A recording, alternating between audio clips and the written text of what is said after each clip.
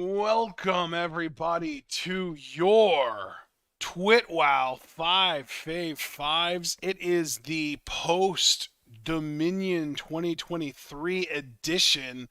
Believe it or not, John, this is our 24th Five Fave Five video. I can't believe we've done that many already. But we are going to be covering everything that has happened basically since WrestleMania 39. It covers about 10 and a half weeks because our last Fave 5 video was on a Monday, so that's where the half comes from. But there has been so much that has gone down in these basically 2.5 months. It's unbelievable. We've had Sakura Genesis, the Cinderella tournament. We've had Backlash. There was a Saudi show. We've had Dominion, as I just mentioned. There was just so much, and even in Stardom, there was All-Star Grand Queendom with this massive reset, or if you want to go by the tag team name, Restart. I mean, there's just been so much. It is absolutely incredible how different the pro wrestling scene feels right now than it did on April 3rd, which is the last time we did a Fave 5. Except for maybe AEW, which feels very similar, other than the new inclusion now of Collision that we're going to have starting tomorrow evening. But we're not there yet. We just know it's happening now. So, John, I'm curious, how do you feel about this grading period compared to the last one? I mean, bro, I do think it was very substantive. On the personal front, I had a crazy day today, so like I had this list mentally mapped out for a little bit, but putting it to paper, what I notice is when I'm mentally drafting something, when I put it to paper, it's almost like the physical component of seeing it. It's like, is that really right? Is that really how I feel? So I had some switch ups here and there, but yeah, there was a lot of good wrestling this period, a lot of standout performances, including very recently for us because we had a backlog with Stardom and we've been kind of playing catch up for New Blood.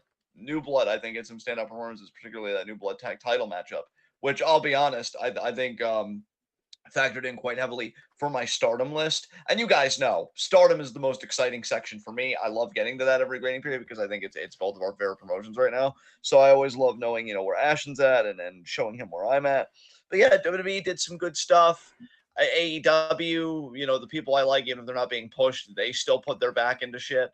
So yeah, it was a good grading period, man. I'm excited to share the results with everybody. All right. Do we want to just use our usual order and start things out with WWE? Yes, indeed. Do you want to crack open the bottle or should I, my friend?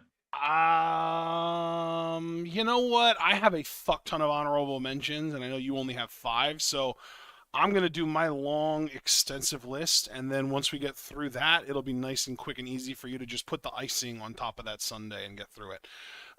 So I literally, my honorable mentions aren't even in any particular order. I literally just went on WWE's roster page and picked out people that I wanted to honorably mention and put them on the list in order. So this is basically alphabetical order, and it's also in order of show. So it's like Raw, then SmackDown, then NXT.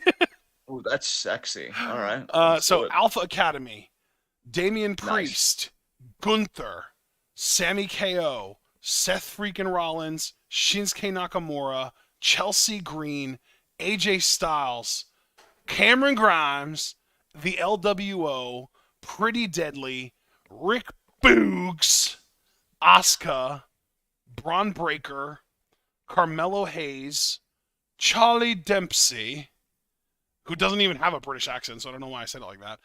The Metaphor, if you don't know who that is Noam Dar's faction. Trick Williams, Blair Davenport, believe it or not, Gigi Dolan, and Lyra Valkyria. Yeah, dude. You know that like I'm weird because I really treat honorable mention like a secondary fave five, but all those names you mentioned, it's like, yeah, this is why it was a good grading period because so many of those people you mentioned did great stuff this grading period. For me, fave five going from 5 to 1, so five being like just made the cutoff, one being like number one of the secondary fave five if you were to make one, or I guess number six if you will, if it was a top 10. Right. Dominic Mysterio, Damian Priest, Sami Zayn, Io Sky, Santos, Escobar. God, his name is pure sex. Can we just, yeah, we all know it. All right. So Who is number 5 on your official Fave 5, my guy? We're already getting into some new territory for me because I have paid more attention to NXT during this grading period than I have paid attention to it since we stopped covering it. Number 5 for me, Dijak. Ooh, I like that. That's a great pick, man. My love for him has gotten sort of restarted with his current NXT run. He put on a match with Ilya Dragunov at Battleground, and I don't like Ilya Dragunov, but I still ended up liking that match. So that goes to show you how damn good Dijak must be to be able to put on a match that even I enjoy that involves Ilya Dragunov. He's been doing great work. He had a really good match against Noam Dar, or no, that was a different thing. But yeah, Dijak has just been great. I think his work has been great. He's got like a Terminator gimmick now. It fits him because he basically wrestles like the fucking Terminator. But yeah, I love the dude. I really, really miss him being able to tear the house down with Keith Lee. I wish they were in the same company somehow again, but in the meantime, he's still doing great stuff. And also, like, the whole meme now of Von Wagner telling him to take the glasses off because we're inside is kind of hilarious. Yeah, sometimes we'll comment on each other's picks, and I'll just say very briefly about Dijak. Dude's still a freak. The dude's everything right about, like, the stereotype of pro wrestling, but you're okay with it because they're so talented. That's Dijak. I mean, this dude, just what else is there to say? He's a hoss, pure and simple. All right, so let's get to you. Who's your number 5? Speaking of hosses, Braun Breaker, man. I freaking love Did you watch the title now. match between him and Seth? No, I didn't, but I've been meaning to. That's definitely a priority for me because I was very excited when he laid the gauntlet down and Foster made me aware of it. Thank you, Foster. And by the way, while we're extending thanks and greetings to people, welcome to Chiefin and Umbra. Great to see both you guys for Fave 5. I know, Chiefin, you're quite a fan of Fave 5. And Umbra, I don't know if this is your first time at a Fave 5 or if you were for the last one, but I love these because it's just letting our hair down and being a fan of people, not really overanalyzing. Oh, wait, you know what? He hasn't even had the match with Seth yet. That's my bad. Oh, okay, well, that's good because I haven't missed it then. No, yeah, Breaker's last match, he actually hasn't wrestled a match yet in June. His last match was failing to recapture the NXT title from Carmelo at Battleground. Well, bro, my relationship with WWE mostly today is YouTube clips, but in that sense, if I'm watching your stuff on YouTube, that means like I'm seeking it out. That means you care. Like, exactly. That means I care and I'm giving it my time. I will always watch Braun's YouTube stuff. Yeah. I'm telling you, I think this guy is the best spear in the business. This, like, I see even over Tsuji now. I would say even over Tsuji, yeah. Because, like, to me, Tsuji's great. And believe me, we're just beginning to talk about Tsuji. Hint, hint, wink, wink to everybody. Yeah. But Braun, dude, I'm so glad they're doing this heel stuff now, and I kind of hope they continue it when he first shows up with the main roster, because when he goes, baby, I think it's going to really go over well. But I think they need to do the heel run first. The same way that I think, like, Roman is going to get mega pops when he commits to being a babyface, especially if he keeps that tribal chief swagger. That's important. Acknowledge I think, me. Exactly. I think Braun's in a very similar territory. If you have the confidence and this and that, but you go in as a babyface, like, people are going to eat that shit up. And, dude, again, going back to that spear, which I'm sorry, I'm obsessed with it because I remember when he first started using it, looked a bit rough. He polished it the hell up. Seeing him do that to heels, can you imagine? Like, dude, let me paint this picture for you, right? He's on Raw. Now, maybe he's newly turned babyface because maybe, he's had a string of bad luck as a heel, whatever. The first heel he spears, Dominic Mysterio. The pop that would fucking get. Bro, we were just talking about it in the Discord, though. That's like a cheat code. You can have literally anybody attack Dominic Mysterio, and they're instantly the top babyface on the roster.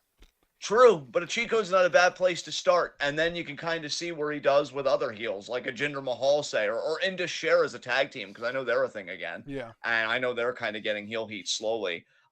Him spearing both those big mother suckers and, like, just slamming them down.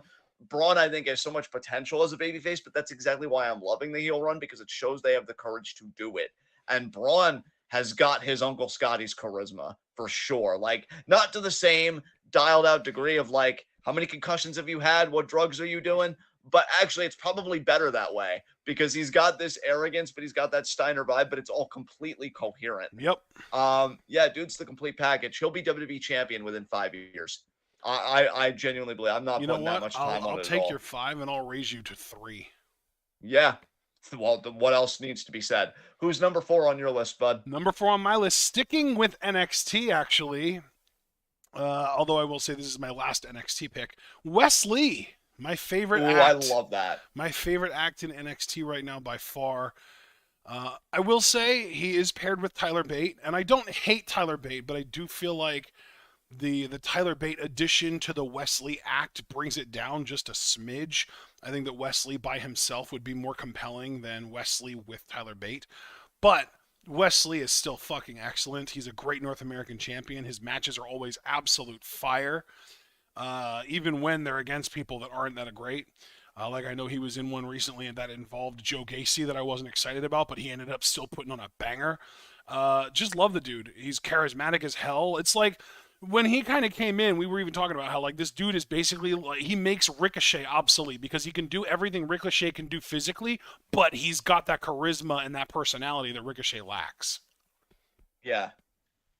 Yeah. Dude, I love that you picked Wes Lee. I gotta say, not to get too into the weeds about this because we're having fun and I like that this is a lighter commentary. But given everything that Wes had to deal with, losing Nash Carter and everything with Yeah. that, it's so hard for a guy in a tag team to bounce back, let alone flourish the way that Wes Lee has. I think low key, he's kind of underrated in that way. His story is one of the more underrated stories of this year, I think, because Yeah. like the dude got put through the ringer, and now he's not only a North American champion, but a genuinely great one. Yes. Like I really, again, just because I know we'll comment on each other's picks tonight, like I just want to say that I love that pick for you because he really has worked his ass off for this. And I will say, thinking about NXT, because I don't have anybody for NXT on my list, if I would have possibly Ali, because I love that he's there, and I only say Ali because I'm so excited for him and Wes Lee to fight for the title. I think it's going to be a great North American Championship match whenever that happens. So yeah, love that, man. Love what you're doing with your list right now. And for you, number 4. 4 for me, Kevin Owens. Of course. Actually, I'm shocked he's not higher. Oh, but yeah, believe me, my top 3, particularly 3 and 2, I think people are going to find interesting. And maybe 1 too, honestly. But anyway, 4 for Kevin. I've liked the tag team, but you know me. When I like guys in singles like I do Sammy and Kevin, that's where I want them to be. I like that we have a new world title because I'm like, oh, can Kevin finally get another run? Because he's been doing consistently great work for like 3 years, it feels like. But he's in this tag team, so it doesn't really matter right now. I like that he's let his hair down a bit. I think he's funny. I enjoy him whenever he talks like as a baby face. It doesn't just have to be, just keep fighting, which I genuinely vibe with. Like I thought he was a great, passionate promo too. And Curtis even said like Kevin Owens is becoming more and more like me every week. It's distressing and depressing how relatable this Kevin Owens is to so many people because they're probably looking at him like, hey, that's me at my job for real. Or that's me in my day-to-day life. And it's like, oh my God, we're all so broken and we all need a hug. Good God. But Kevin's hilarious, still great in the ring. Had a banger with Gunther just last Monday. Again, I hated the finish with the roll-up of Doom. But yeah, like it was a great freaking match. Kevin's still got an amazing motor in that ring, which is why I want him to be a future world heavyweight champion. With that title, he'd look fucking great with that title. And yeah, I love the guy to death. So who's next on your list? Number 3 on my list is Rhea Ripley, the true leader of the Judgment Day. True, based and true. How have you felt about her this grading period? This is the grading period that is pretty much her entire current reign with what was the, I believe, Smackdown Women's Championship, and now is the WWE Women's Championship, I want to say. Yeah. Because I think the one that... My mind is blanking. Who's the other women's champion, John? Help me. Asuka right now. Is the one that she got the world or the WWE? That's the one. Rhea got the world one. Okay, Rhea got the world one. So Rhea's entire reign as the... See, and this is where I'm confused. Who did Rhea beat for the title? Was that Bianca or... Charlotte. Wait, no. Did she? Yeah, WrestleMania. Because she's been carrying that title. And that was SmackDown, right? I was right about it being SmackDown at least. Okay, so... Yeah. Oh my God, Jesus Christ. All these title changes are fucking with my head, man. Holy shit. It's okay, man. It's okay. But yeah, so it's basically her entire reign, but it also does include most importantly, in my opinion, her defense against Zelina Vega at Backlash, and that was like such a highlight to me. And not even just because of like the reaction that Zelina got, but because of the way that Rhea was able to really kind of absorb the heat that she was getting and basically just say fuck you to the crowd and just like turn it around and just immediately like shut that shit down and really make the best out of it and win the match in a dominant fashion. I loved that. She's basically the mouthpiece of the bloodline. She speaks first and most, I would say, out of the Bloodline members. She is kind of the centerpiece, or not the Bloodline, I'm sorry, the Judgment Day. I feel like I did that a lot last time we did this too. The Judgment Day, though, I feel like she speaks the first and the most out of the Judgment Day. I really do feel like she kind of is the leader of that faction. I would say that her relationship with Dom is highlighted more than anything that Priest or Finn do in the Judgment Day.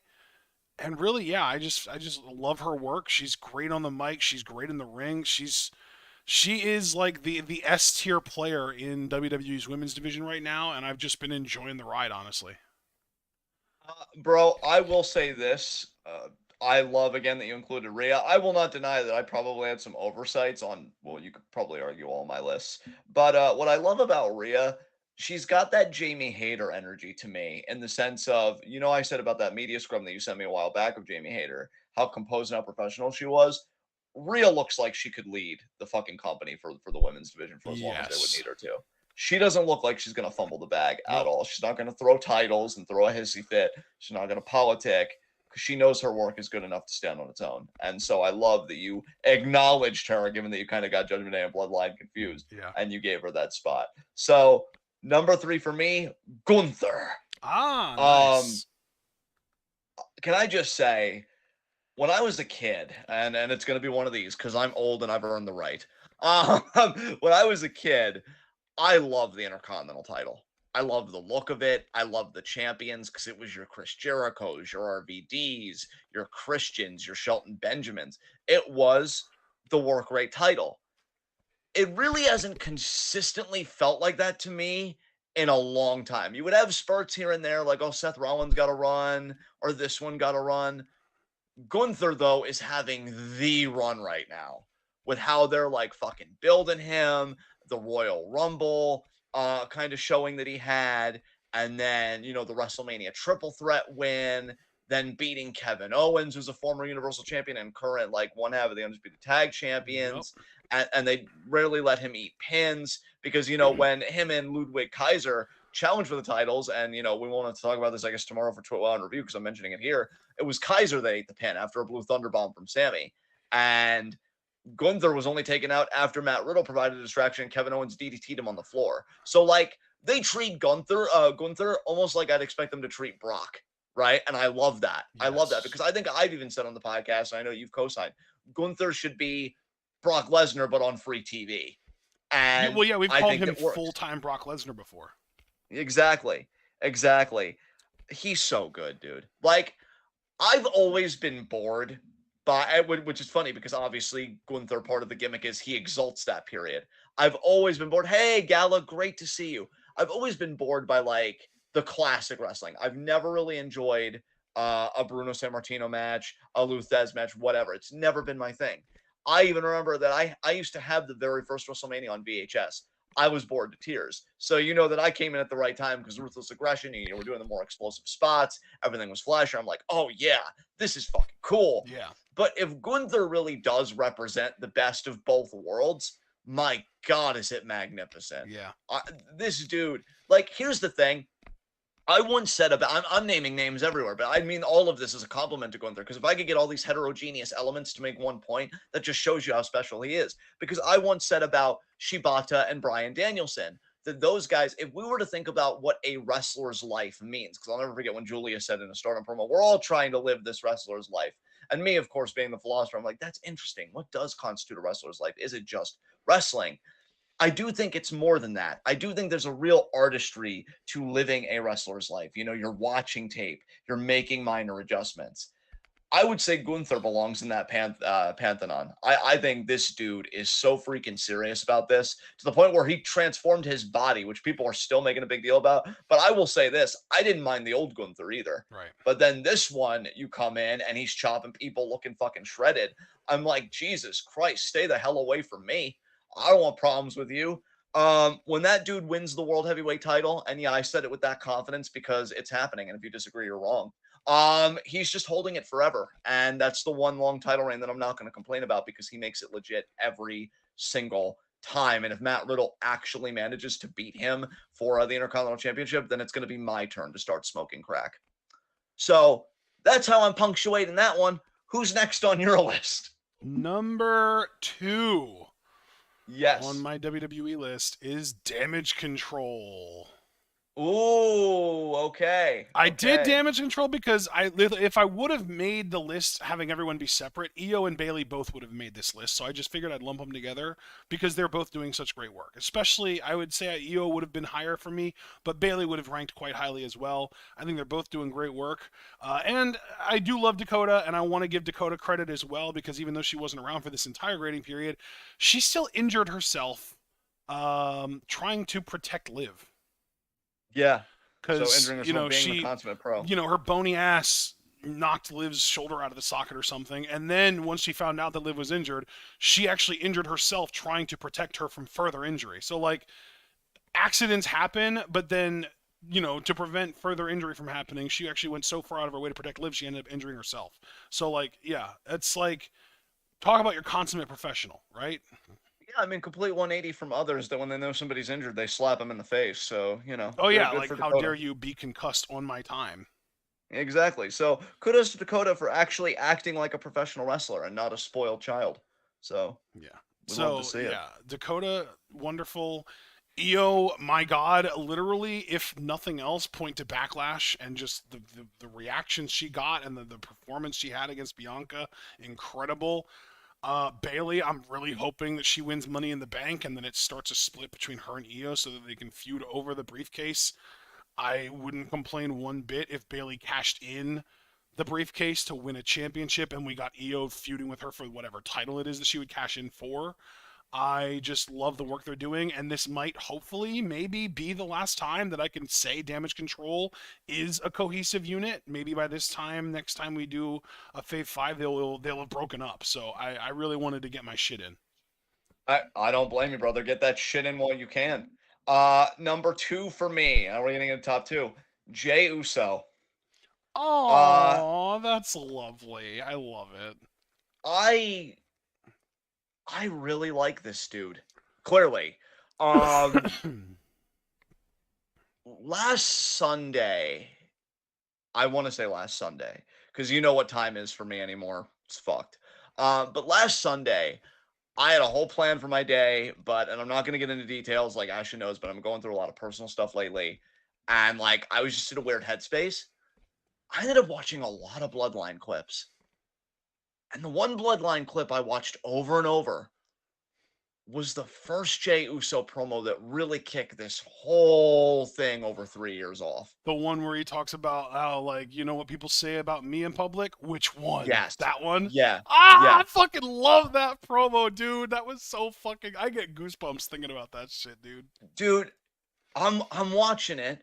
Rewind, play. And every time I watch it, I'm like, he needs to beat Roman. Because Roman before that said, I'd give you this championship if I could, but the truth is, you wouldn't even know what to do with it. So to bring us back to the present, dear listener, what has this education of Jey Uso been if not to know what to do with it? This dude is amazing.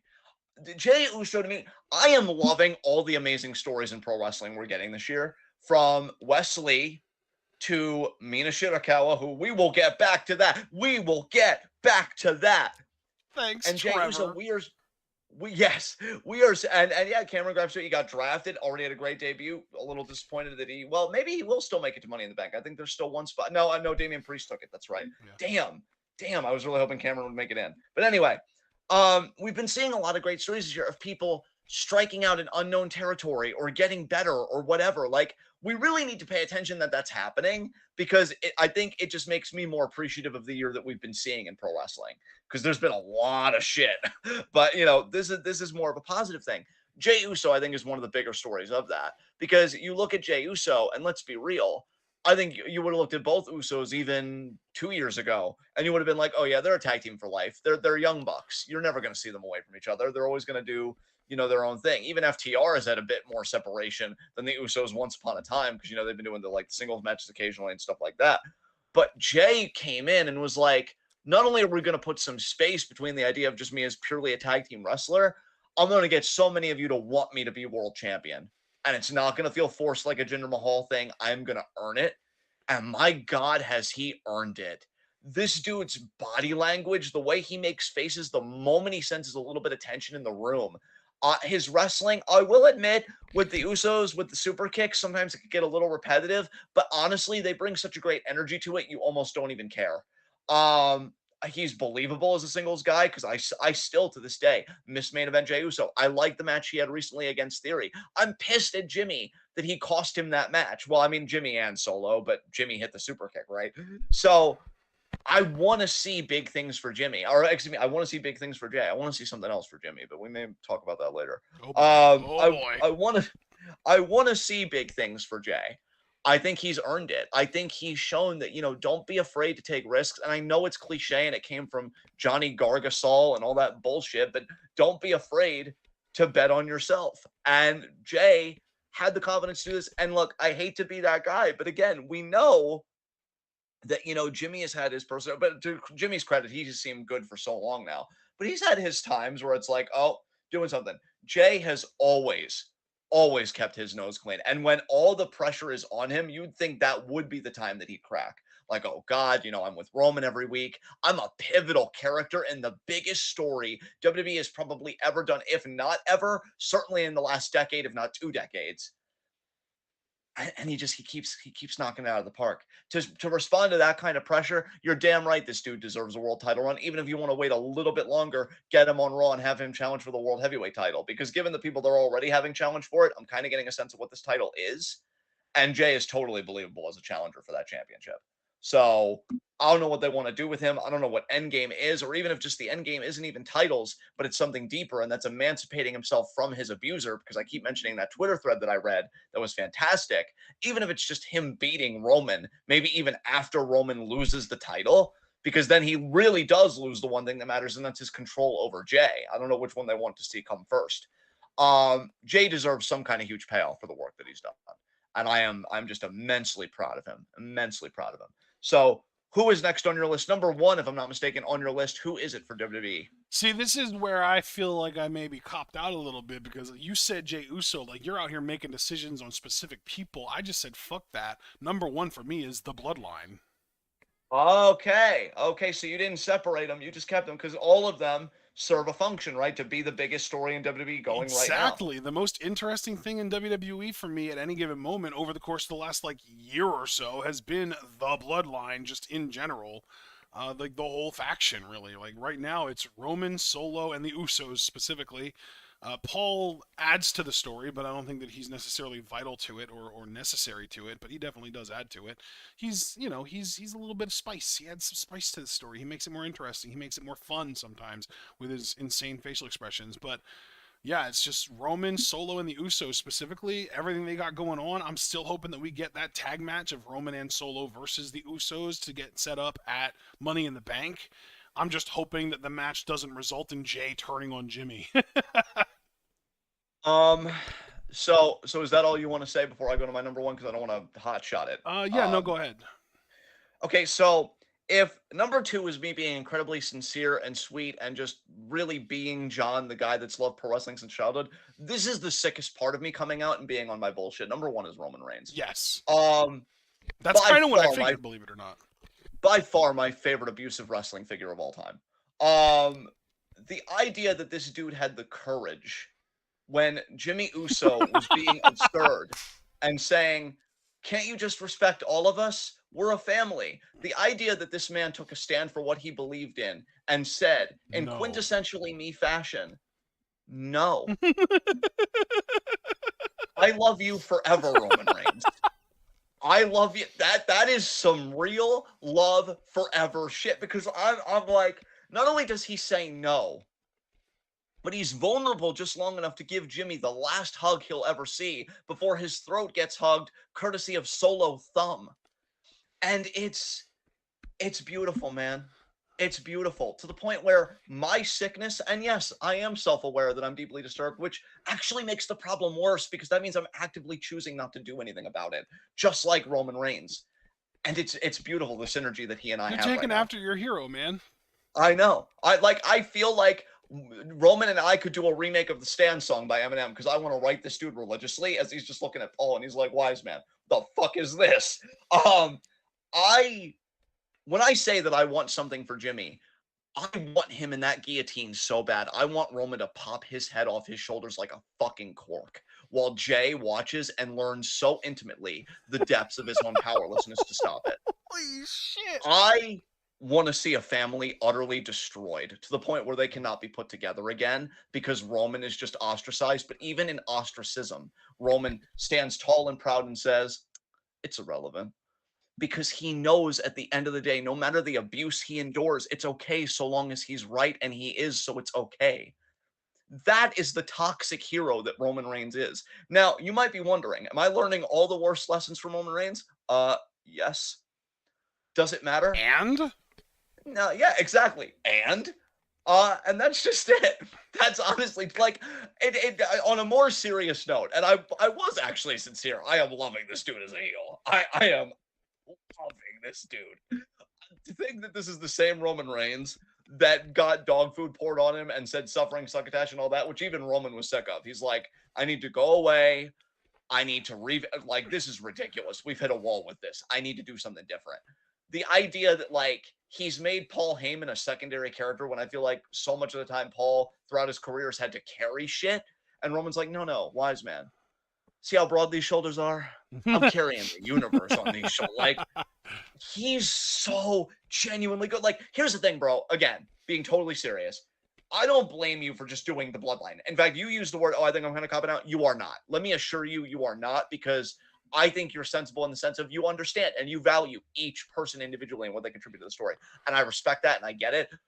But, like, I just need you to understand, for me, you know I love heels, and this dude is just the perfect heel to me. Because, oh yeah, no doubt. Like, dude, if I had to rank within the bloodline, Roman would be number one without a doubt, and Jay would obviously be number two. I don't know who I'd probably put Jimmy 3 and Solo 4. You know what? That's fair. That's fair. Like, this dude, I love that this storyline has gone on so long.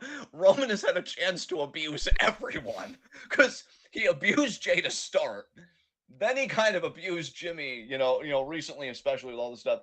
But he even gave Paul a little bit of shit. Like, oh, he thinks he's the wise man. I'm the only one that says you're the wise man. Paul's crying. Because, again, I was watching a bunch of Bloodline clips, and that was another one I watched on Sunday. And Paul's just like, please don't do this. Paul, he'll do whatever the fuck he wants. Do as you're told. Get in line and divorce Brock Lesnar. And he did. See, Paul did the right thing. See, that's the thing. Everybody comes around to Roman Reigns eventually. So can we really say that he's wrong? No. No, you can't. He wins. Because everybody learns. He wins. Therefore, he's right. Yeah, he can't. God, I love when you support my bullshit enough to bring in the tone, because it's perfect. But yeah, man, like, it's one of those things where you'd think I'd be so bored. Like, I just saw Curtis's comment, and cool, to each their own. I respect it. Roman is that rare anomaly that I'll probably never see again in my wrestling life, where I'm not only this tolerant of a long-ass title reign, I'm still actively enjoying it. Like, he needs to put someone over, obviously, so I'm not going to be crazy enough to be like, oh, he could retire with it and I'd be cool. Because no, like, I want to see somebody get the rub, particularly either Jay or Sammy. It's always Jay or Sammy until maybe somebody new comes in. Fuck you, Cody, with your pick-me energy. But if it was to go until Mania 40 or Mania 45, so long as he continues to work at this rate, promo-wise, character-wise, I'd probably find a way to enjoy it every single time. I mean, this dude, to go from a guy that I'm like, oh God, why are they shoving him down my throat, to no. Here, let me open wider. I'm the problem. Just get more of that content in there. I've Amazing. got the surgery scheduled for Thursday. Exactly, yeah. So you can just keep shoveling that content right down my gullet, just Yeah. the same way that Roman's gonna shove his fist down Jimmy's gullet until he Yeah. fucking learns They're- to they're- respect, obey, and acknowledge. Do it, Jimmy. They're All gonna right? they're gonna detach my jaw so I can make more room. Yeah, yeah, God. And I'll tell you, it shows how toxic I can be when I support heels because I'm actively looking at Jimmy as the problem. I'm like, Jimmy, why are you ruining the family like this? Like, can't we just get a little bit of respect? How dare you? Your respect was being able to stand next to Roman Reigns. I don't understand people, God but it's damn. okay. It's okay. Look, I You understand. are God damn, bro. I don't want to say you're broken, but like maybe a little. I mean, look. Am I broken, or is the man that thinks he's hot shit because he squared up with a cop one time, a bit broken? Okay, I mean, Roman squaring up with Reigns. a cop is pretty great. Fuck cops. Squaring up with a cop is great. We support that every time. We are a cab in this house, but also because of that, we don't conflate Roman Reigns with cops. All right, Roman Reigns, like Roman Reigns is more he's like a DA. exactly. Yeah, That's you not don't better. fuck with DA Roman Reigns. All right. That's not better. Know your Though. place, Timothy. All right. So let us move on to what is it, AEW now? Yes, AEW, which will include Ring of Honor. This okay. I was gonna say I was gonna do some spin, but I'm like, no, let's it exists. Let's do it. So I'm gonna do honorable mention since you went first for WWE. Okay. So for AEW, honorable mentions. Number 5, Jay White. 4, Jamie Hayter. If I'm going too fast, 'cause I know you like to record these. No, we're good. We're good. We're good. 3, Adam Cole. 2, House of Black. 1, Bryan Danielson. Okay. Only because of the content I've watched, I feel like, yeah, he actually didn't make it, but I'm actually surprised looking at my list of people that did. So who is on your honorable mentions now? Yet again, no particular order. I guess it is in particular order, but not like in order from like 5 to 1 like we normally do. Just gonna read in order of like it's alphabetical order for AEW and then alphabetical for ROH. Okay. All right, yeah. Adam Cole, Nice. Adam Page, Bandito, Bryan Danielson, Hook, Bullet Club Gold, and I have them in the B's because it was just Juice and Jay, and they were in the J's, both of them. Keith Lee, Konosuke Takeshita, Lee Moriarty, the Lucha Bros, Roderick Strong, Chris Statlander, Taya Valkyrie, AR Fox, Athena, Dalton Castle, and Dralistico. Yeah, that was beautiful, man. I'm glad that you were able to give that kind of energy to AEW, sincerely, because I'm like, they're lucky I can even think of 5. Yeah, there are a lot of talents in AEW I like. The problem is they don't get used very well. No, they don't. No, they don't at all. 5 for me, and I do have to kind of credit you for this because you urged me to like watch some stuff, and I did. 5 for me, Juice Robinson. Yeah, buddy. Anybody that knows me knows I adore Juice. I've had a long history with him fandom wise. The only reason he is at 5 is because I'm still waiting for him, to do something kind of big.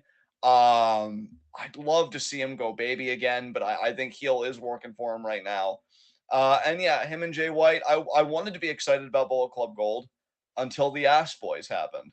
So hopefully Juice will be able to carry it because I think he's the best promo in the group. I would genuinely put Juice's promo ability above Jay White, if I'm being honest.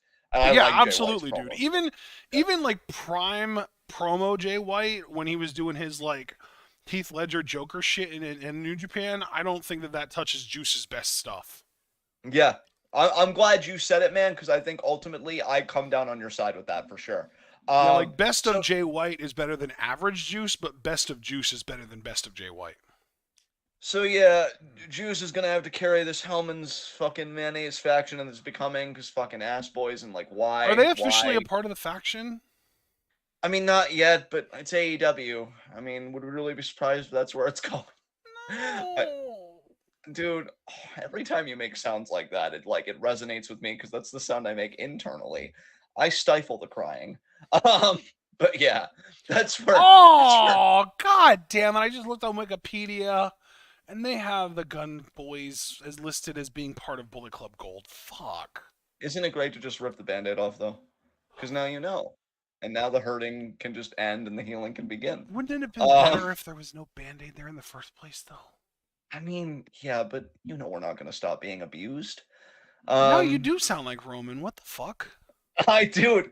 Tribal Chief, baby, he's the one. But yeah, Juice is great. He'll have to keep carrying this faction. I'm so sorry, Juice. New Japan did you so dirty. You should have been an Intercontinental Champion. The title should still be, in existence. Oh, no. God damn it. Now you made me sad all over again.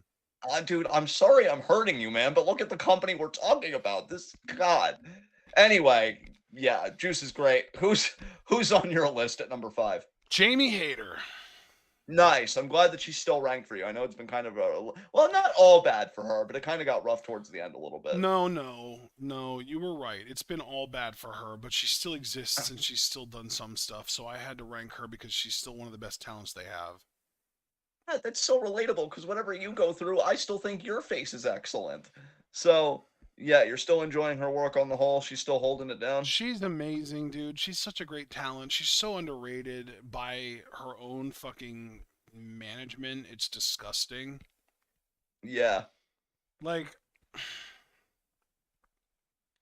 can we just address that she was the women's champion for a vast majority of this grading period, and yet I feel like she wasn't even like one of the top 5 most used women in the company this whole time? That's a disgrace, dude. That's a disgrace. I think that there's some kind of an injury thing going on with her, but like anytime she's the problem, that's the problem. The problem is that we wouldn't have known that she was injured because even before she was injured, she still wasn't getting fucking pushed. It's like they slapped the title on her just to say they did, just to shut her fans up, and now it's like, oh well, she's hurt now. We can't use her now. It feels less like they're not using her because she's injured, and more like they're not using her because they don't want to, and using the fact that she's injured as an excuse. Yeah, like Curtis even said, like, oh, she was injured during this period. My concern is now that she's dropped the title, is AEW even gonna have interest in her getting it back? Because like that's not really a confirmed thing, There's never I been just a feel bad for her. two-time, or no, Tony is now. Tony's the first ever 2-time. Yeah. Oh yeah, that's right. Ugh. But yeah, we'll see what happens with Jamie, I guess. But I am happy that you showed her that kind of love because yeah, it's been rough for her. All right. Speaking of showing the women of AEW some love, number 4 for me, Chris Statlander, actually. Nice. I gotta say, like I saw a lot lately, that's for sure. Yeah, I mean, she's really changing the trajectory of that TBS championship. I saw her defense against Anna JAS and did a very impressive pile driver. And we've known Statlander for a while. She's always had the goods in the ring. And I think she's got a great personality, too, because I watched her episode of Hey EW with RJ City, and that was pretty good. She's got real sweetheart energy, I'll tell you. Seems very soft-spoken. So, yeah, even though she's just recently come back, I like the vibe. I think she's what the women's division needs, especially with Jamie Hayter injured. It's kind of funny how that works. It's a revolving door. Jamie Hayter's coming out as Chris Statlander's coming back in. And yeah, I think it's exactly what it needs right now. So Statlander number 4. Who's next on your list? Number 4 on my list is Katsuyori Shibata. Oh, I love it, dude. Especially given your history with Shibata, that's perfect. I'm grinning like an idiot right now. So yeah, buddy, the Ring of Honor Pure Champion. He's just amazing. I love him so much. He actually has a match coming up. He's going to be teaming up with Orange Cassidy. I don't even remember who they're taking on, honestly. I don't care that much, but they're teaming up on an episode of TV soon. I don't know if it's coming tomorrow night on Collision, tonight on Rampage. I really don't know. I just know that Orange Cassidy and Shibata are going to be tag teaming at some point in the next week or so. But Shibata's fucking incredible. He had a match with Lee Moriarty on Rampage. I think that was even last week. It was a fun match. Just Shibata in general's existence just makes me so happy. Yet another great story in pro wrestling because he's been back, quote unquote, for a while, but that championship win was very recent. So I think he won it. I want to say he won it in December, didn't he? It wasn't that long ago, was it? Oh wow, I thought it was far more recent. Was it December even? That's crazy. Let's see. ROH Pure Championship. It was March. Okay. See that's better because I'm like it couldn't have been that long. He beat the guy that won it in December. Yuta was the one that won it in December, but Shibata beat him for it March 31st. Yeah. But yeah, another great wrestling story in Shibata. So happy you brought him up. Number 3 for me, Athena. Love it. Really loving her work right now. I'll be honest, y'all. I see most of it on Twitter, but that just shows you how popular it is that people feel the need to like amplify it. The Yeah. latest thing I saw was her impersonating Kira Hogan when the Oh, interviewer thought she yeah. was going to interview Kira, and she comes in with the wig. Period, Lexi. I like to twerk for attention, and that's on period. And like, I'm just like, oh God, I don't even have any context. I'm like corpsing over here. Athena, she's really found herself in this ROH run, it seems like, man. I've heard nothing but good things about her work, and from what I've seen, it's justified. She's physical.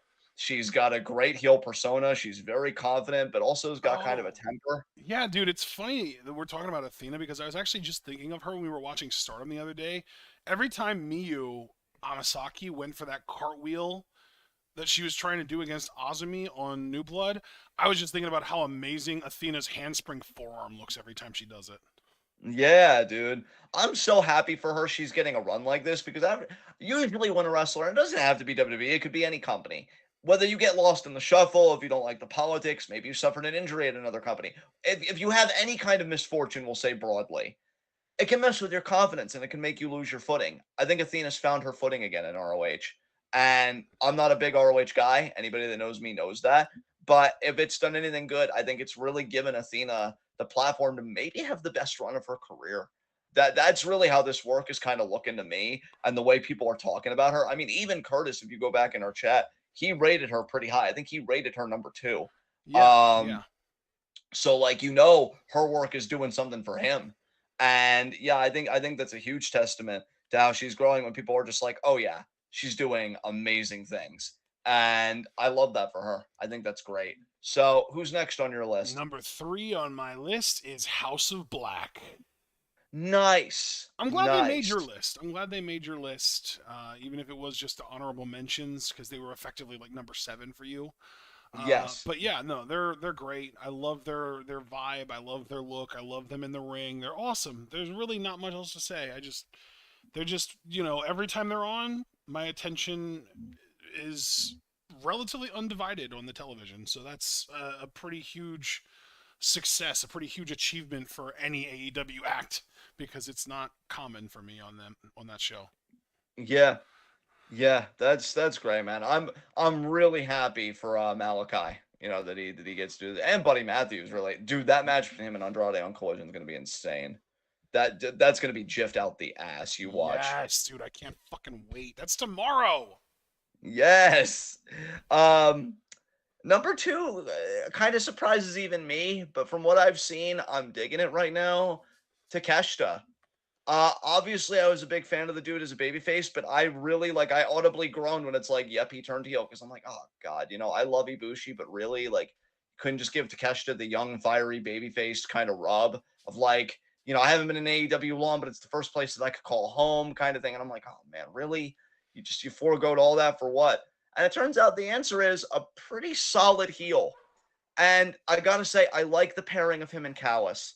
Um, my only concern is, where does he go after the Omega feud? How much do they give him in the Omega feud? Because I think Kenny could afford to lose the first match in that feud Oh yeah. one-on-one. It's Kenny Omega. It wouldn't be that hard to rebuild him. I don't even necessarily think you need to rebuild him personally, especially in AEW, where I feel like he's always going to have that credibility there. But yeah, it works. I like that he does promos in his language, and then AEW, on the YouTube videos and stuff, will translate them, and so we get it, and it gets good heel heat because it's like, you're in America, speak English. Takeshita knows who wrestling fans are. Classic. Wow. Yeah, exactly. Yeah. Don Callis as a mouthpiece for the English is great. I mean, look, I'm just keeping it real in my unhinged way. When you're that phallic, head wise, you've got to really be Listen, sure. man, he's no Dan Matha. No. Well, hardly anyone is Dan Matha except Dan Matha. But yeah, when you're that phallic that didn't I see you on the cover of the Little Mermaid VHS tape? You, you, you, you, that was one of my better TwitWoW jokes. I'm mentally saving that one that I did that. But no, when you see that, you've got to have good heel material. and he does. I think he's a great pairing with Takeshita. Personally, if MJF wasn't champion and they weren't doing this long form story with him, and we had a baby, like say if an Adam Page was champion right now, I'd be looking at a Takeshita to take it off of him. But we don't have that environment right now. So I'm just kind of biding my time. Maybe he'll be TNT champion because Wardlow right now, I like Wardlow. This isn't a diss, but I don't think that title's doing him any favors. He still feels kind of lost to me, even with a championship. And that's bad. But then again, that's one man's opinion who doesn't watch the product. Maybe Chiefin would be like, well, John, you're wrong because, and he'll give me 5 salient reasons I mean, why. dude, now that Swerve failed to capture the international championship, clearly that should be where Takeshita goes next, right? You know what? That's a great point, too. I'd say international TNT. My point being, like, Takeshita needs gold and yesterday because I feel like you strike while the iron's hot, or at least you should. So, yeah, I just wanted to give some love, especially because I know I came down really hard on this decision. And not that I was wrong, even though I'm more than willing to admit it on the history of this podcast, but that it's going better right now than I expected. Check back in with me in 6 months and let's see how the heel turn's going. But who's next on your list? I will say before we move on to my pick, personally, I am kind of opposite to you and Javaris because I know that Javaris especially hated that they turned Takeshita heel because he loved Takeshita and he always talked about how like Takeshita got over on his own as a babyface, and I'm just like, I mean, yeah, he got over, but like he wasn't like special over. Like he wasn't like crowds weren't losing their minds over him. He was just kind of over. Like it was kind of he was just there, and like he was a babyface, so he got cheered for. And like that's kind of been my problem with him this whole time is that he just kind of feels like generic Japanese guy in AEW. But now I feel like he has more of a character, he has more of a personality, and it's like he's like the Bullet Club killer kind of thing. Or not Bullet Club, the elite killer, I should say. Yeah. So I like this. I think he's more interesting now than he was as a babyface at any point. I care more about him now than I ever cared about him as a babyface. So personally, I am pretty stoked about the decision. And I also know that Javaris hates that they're going to bring in Ibushi, and I'm the exact opposite on that too. I'm fucking stoked for Ibushi to get back with Omega and to get the Golden Lovers back and to get Ibushi in AEW because maybe he can inject some goddamn life into this piece of shit company. Maybe. We shall see. But yeah, I definitely understand where you're coming from, man. Speaking of injecting life into this company, though, the basically this entire list is just like what acts can show up on my television to get me to stop paying attention to what I'm doing on my computer and get me to turn my head and actually watch the show. And the number 2 person on my list does that every single time there's a promo happening, a mic in his hands, and that's Christian Cage. Oh, daddy. Yes, exactly. The best promo in the entire company, I think. And maybe the best promo in all of wrestling right now, honestly. Dude, he's such a rightful douche. He really is. He's such a piece of shit, and it's so perfect. I thought they were going to say so earned, and I was ready to jump on that in agreement. No, because that's what you would have said. That's not something I would say. That's fair. I'm far unhealthier than you. But yeah, like, it's amazing. So you've enjoyed it?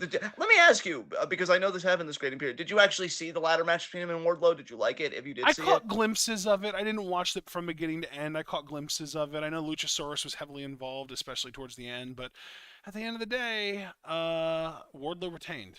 So at the end of the day, that whole feud feels like it's wrapping up, and I'm just looking forward to see who's going to take the title off of Wardlow, because Wardlow as TNT champion feels so like 2021, even though it was just 2022. I'm pretty sure.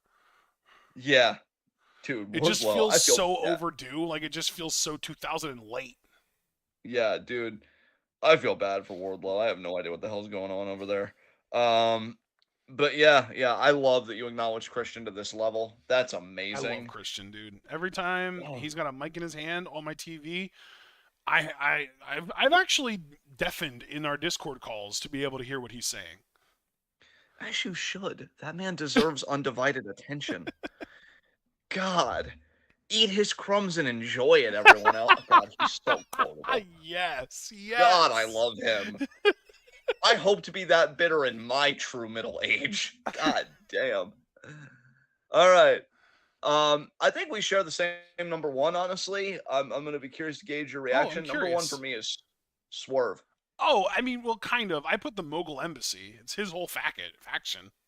Yeah, yeah. He's just doing great stuff. He should be the international champion right Yeah, now, he but really. I mean, frankly, he should be the world fucking champion right now, but they don't have the balls. no, they Tony. don't. But Tony doesn't have the balls. let's go with like slightly evolved Miz, maybe possibly. Yeah, that's great. No, but yeah, no, I put the Mogul Embassy because, dude, here's the thing. If I would have put Swerve, I think Brian Cage might have actually cracked my Fave 5. And honestly, I think that the Gates of Agony would have been in my honorable mentions. So I just put the whole faction at number one because even if I wouldn't have, Swerve still would have been number one. So I want to just kind of rope everyone in because the whole faction's been fucking great lately. Did you see the match that they had on Wednesday? no, I didn't. They did Unfortunately, one of the coolest triple T moves I've ever seen. The Gates of Agony literally threw Darby Allin into a power bomb by Cage. It was sick. I love Jesus. watching the Gates of Agony beat ass. It is great. I love that for you. I can hear the genuine joy in your voice. That's great. We all Yeah. deserve to enjoy a little bit of sadism. That's I mean, they wonderful. lost the match, which is what pissed me off. But, like, still, just watching them kick so much ass is so good. Yeah, I just had Swerve at number one because, to be honest, I don't have as much exposure with the faction as a whole. Did you ever but go back and watch the clips that I was trying to tell you about with the Gates of Agony beating the shit out of... Unfortunately, no, man. But like Oh, now, man. after you're actually, I might have seen the Darby one. I might have seen yeah. it, and that I thought was pretty great. I'm just having trouble recollecting it because, like, dude, you know, I've had like a lot of stuff going in and out of this brain lately. The match on Wednesday, it was all four members of Mogul Embassy, and I gotta get used to calling them Mogul Embassy because it was Mogul affiliates, but then they merged with the Embassy. But I gotta get used to. But it was all four members, so it was Swerve, Brian Cage, Toa Leona, and Bishop Kaun all together against Darby, Keith Lee, was it Jungle Boy or Orange Cassidy and Sting? And bro, Brian Cage had like fucking Road Warrior makeup on. It was cool as hell. It was a great fucking match. And here's the crazy thing too. Brian Cage ended up being the one that ate the pin to Sting. Sting pinned Brian Cage with a scorpion death drop. I want to see a version of AEW in a universe that's entirely conducted by sobriety, because there have got to be some primo fucking drugs flowing through that company. I will say, this is the only infuriating part about having Swerve so high, and I'm sure you share in this sentiment, just having the whole faction. Because Swerve has literally everything, because even externally, like as a performer, I feel like he's always had everything. Oh, but now Curtis even externally, corrected me. Cage's face paint was a tribute to Surfer Sting. Oh wow, and nice. then got pinned by the real thing. God damn it. Yeah. But no, like the problem becomes even externally when you have your own faction, which is legit and cool and this and that. When you don't pull the trigger, I hate that he didn't win the title, dude. I honestly, like, the more I dwell on it, the more I hate it, because I'm like, how could you miss that opportunity? Like, I mean, that much? at this point, I just feel like hopefully he moves on to bigger and better things and he challenges Wardlow for the TNT title and wins it. I hope so, because honestly, the TNT title could use a refresh itself. And again, that's not a diss at Wardlow. Like, I think that dude needs to go away for 6 months, dude, and come back and start destroying people again. I feel like this faction. I mean, the fact that I put the whole faction at number one, I want this faction to have like an undisputed era, like dynasty. Like, I want Swerve with the TNT title, the Gates of Agony with the tag titles, and Cage with the international title. Fuck it. Put titles on all of them. I want them all to hold gold. And here's the thing. They could, because I believe that the current people holding all of those titles are baby faces, because it's Wardlow, Orange Cassidy, and FTR. You could fucking do it. Yeah. Yeah. Bro, you know what I love about you and your list that I'm noticing? This is really a time for you where you're just loving factions. And that's great, because like Bloodline was number one for you on the WWE side. You also listed Damage Control pretty high, and you counted Damage Dakota, Control was number two.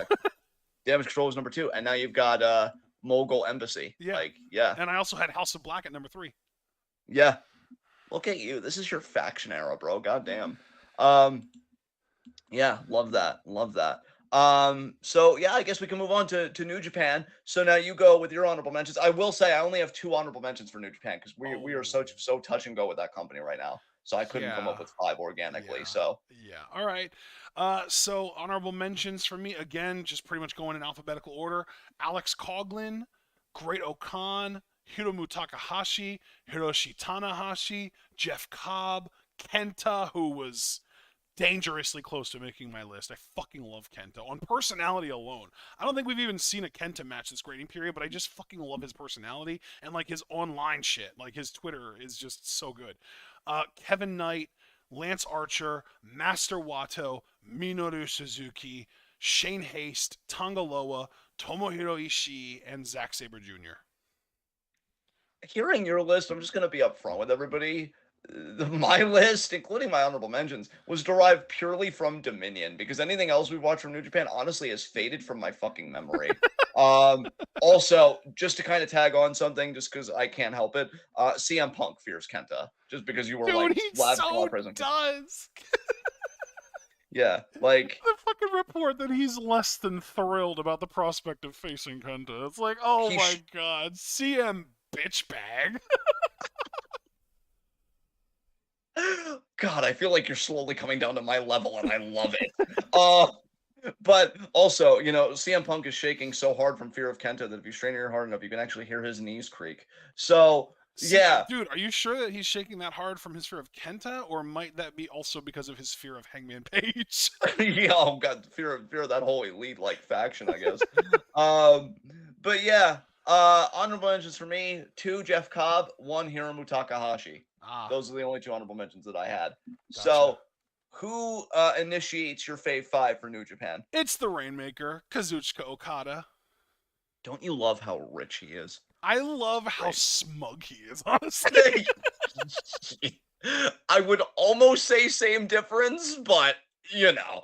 I So you've enjoyed love him as that when he's character? in the ring with someone that he doesn't deem as worthy, he won't even try to do the Rainmaker, and he just goes for the fucking I forget the name of his submission that we The popped for. money clip. The money clip, thank you. He just goes for the money clip every time, and I love it so much. He's just like, Okada's probably thinking, I'll bring the money clip because Lord knows you don't have it.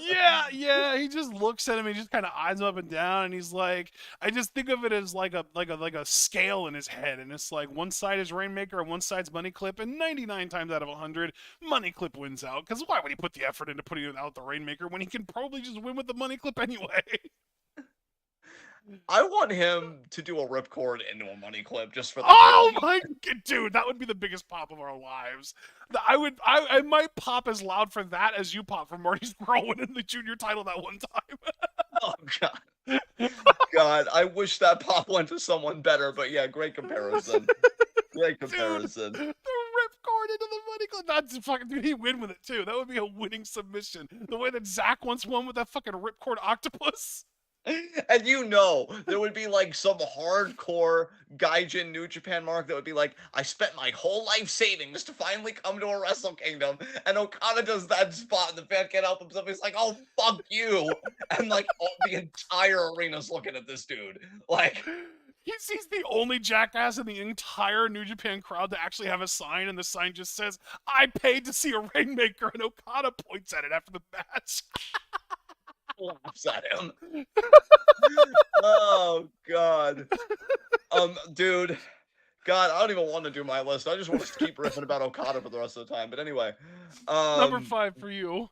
yeah, number 5 for me, Sonata. I will say, Because here's the I might thing. as well. Sonata's my number 4, so we can just talk about him together. Oh, cool. I'll make mine quick since you're higher. I do miss Golden Mane Sonata. Dude, if Golden Mane Sonata won the world championship and he was just still doing the shit that he did before, like the Paradise Lock and like the fun shit that he did as Golden Mane Sonata, he would have been top 2 for me. Yeah, agreed. Agreed. But The only reason Sonata gets number 4. Yeah. I love Okay. Hold on. I just have to pause because like that was such a parental tone. I'm not mad, Sonata. I'm just disappointed. Go to your room. Oh god. But I won the title, but you didn't win it as you. God. Exactly. See? God, if I wanted to see someone like you win the world title, I would have been a fan of New Japan in the Inoki era. Does it look like I was a fan then? Oh, No. Well, then do better. if I wanted to see someone like you who looks like you win the world title, I'd be watching All Japan. Yeah, so true. But the reason he still makes the cut, he's still so good. I know, Like, dude, he is. That's why I can't be that mad at him. I'm still like I'm disappointed that he's not him and that he sold his soul to do it, but he's still so fucking good and so talented. God damn it. it's like you and I are both the stern parents, and we're all cross-armed and cereal. And then when he's out of frame, we just like exhale and we're tapping our foot like, oh, God damn it, Sonata, come back. Let's go to McDonald's. Yay! And it's like, God damn it. But no, like he still works an incredibly safe style. It's still fun to watch. I'll be honest. God, am I really going to be that much of a dick? I am. I am going to be that much of a dick. Because I just mentioned how what I love about your list is it's very faction centric. I don't really care for his faction. And Dude, to I be don't fair, give there's a another. fuck about just five guys. Not a single fuck. Like Yeah, Taichi is the number 2 to Sonata, and I like Taichi just fine, I guess. He's cool, but I don't give a shit about literally anybody the fuck else in that faction at all. dude. It's funny you say that because I'm thinking just five guys. Well, I give about just zero fucks. Yeah. So that's kind of where I'm at too. Just five Um, guys, more like just 1.8 guys, because I have full fucks cared about Sonata and like maybe 80% fucks given about Taichi.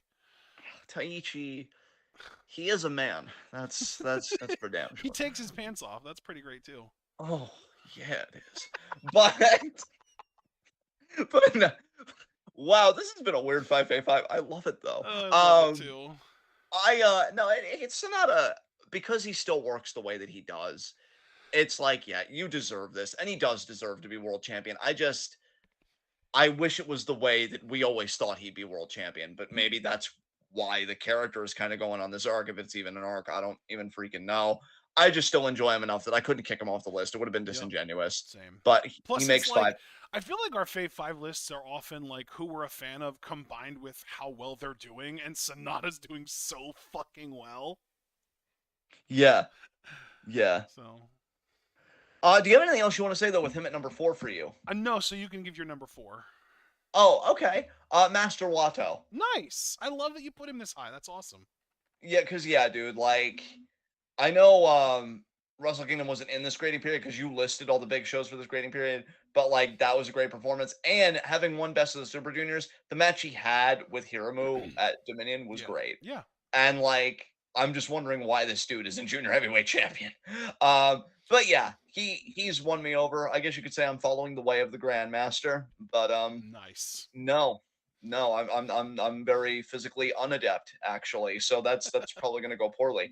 But it's okay because I can watch Watto do it and be like, nice. So who's next on your list at number 3? Number 3 on my list is the current IWGP Women's Champion, Mayu Iwatani. Look at you! Like, oh, believe me, I'm gonna get Stardom everywhere. Yeah, damn right. Mayu, literally, I'm doing this based on one match, but that's kind of also where someone else is going to be fitting in here. You know exactly who I'm talking about.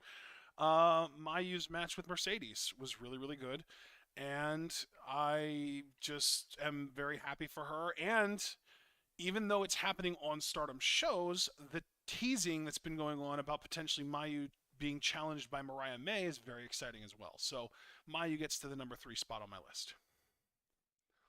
I I love how your mind works. It's beautiful. All right, 3 for me, Kevin Knight. Really, Nice. really enjoyed this dude in the junior tag title matchup. To the point where I'm like, win BOSJ next year, please. Yeah, that'd be cool, but I don't expect it. But yeah, it's really cool though that you enjoyed his work in the one match enough to put him all the way up here at number 3. Because that's Oh, dude, again like he was awesome. that's literally what number 3. Why Mayu was based exclusively on her one match with Mercedes for the IWGP Championship that she won. Yeah. Yeah, absolutely, bro. Like again, I thought he did really explosive and fun stuff in there. I think his look is amazing. Yes. And look, again, not to get too into the weeds and make it political because we're all having a great time here, and I want to keep it that way.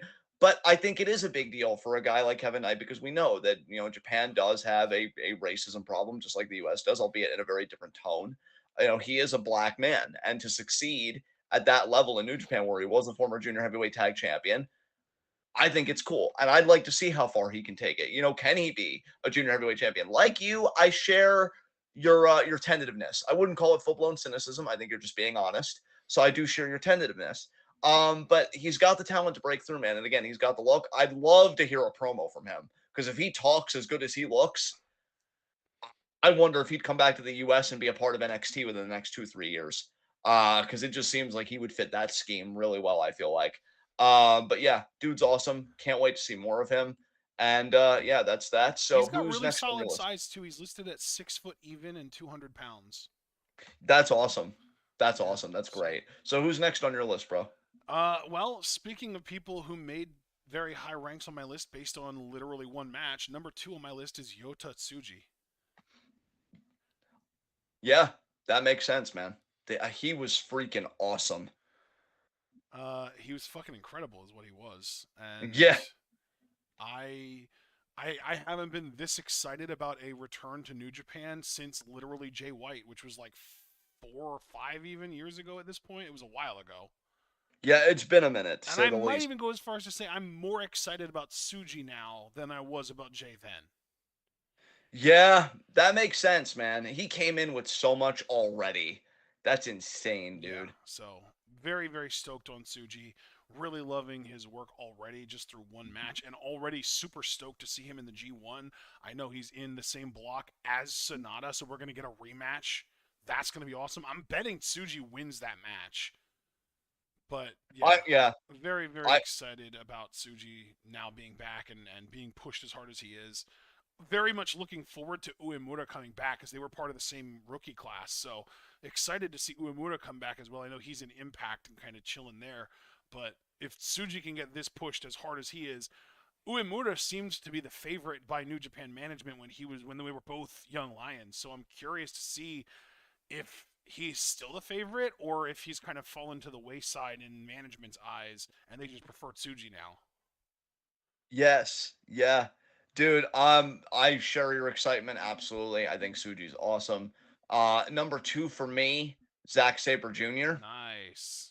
I'm gonna be honest, and I think this is a me problem in this case, so I'm not gonna give too much grief to New Japan. I'm not really digging TMDK like as a faction that ZSJ leads. I've already complained that I miss Bullet Club Zach already in a way, just from an aesthetic Suzuki standpoint. Gun. Yeah, Suzuki Gun. Yeah, you're right, because I said Bullet Club. That's my mistake. Suzuki Gun, which I really wanted Saber Gun, and it's like, no. But I loved his old theme. I love the look. I still miss him and Taka together, but that hasn't been for a Yeah. while. So that's just me, That was what, like being an old fart. 2017, 2018? Yeah, that's me being an old fart for sure. Um, but yeah, like even Zach, the way he is now, I mean, Danielson has straight up called him the best technical wrestler going today. I think Danielson's a bit humble in that regard because I would still put him in that slot. But I think ZSJ has cleaned a lot of his stuff up.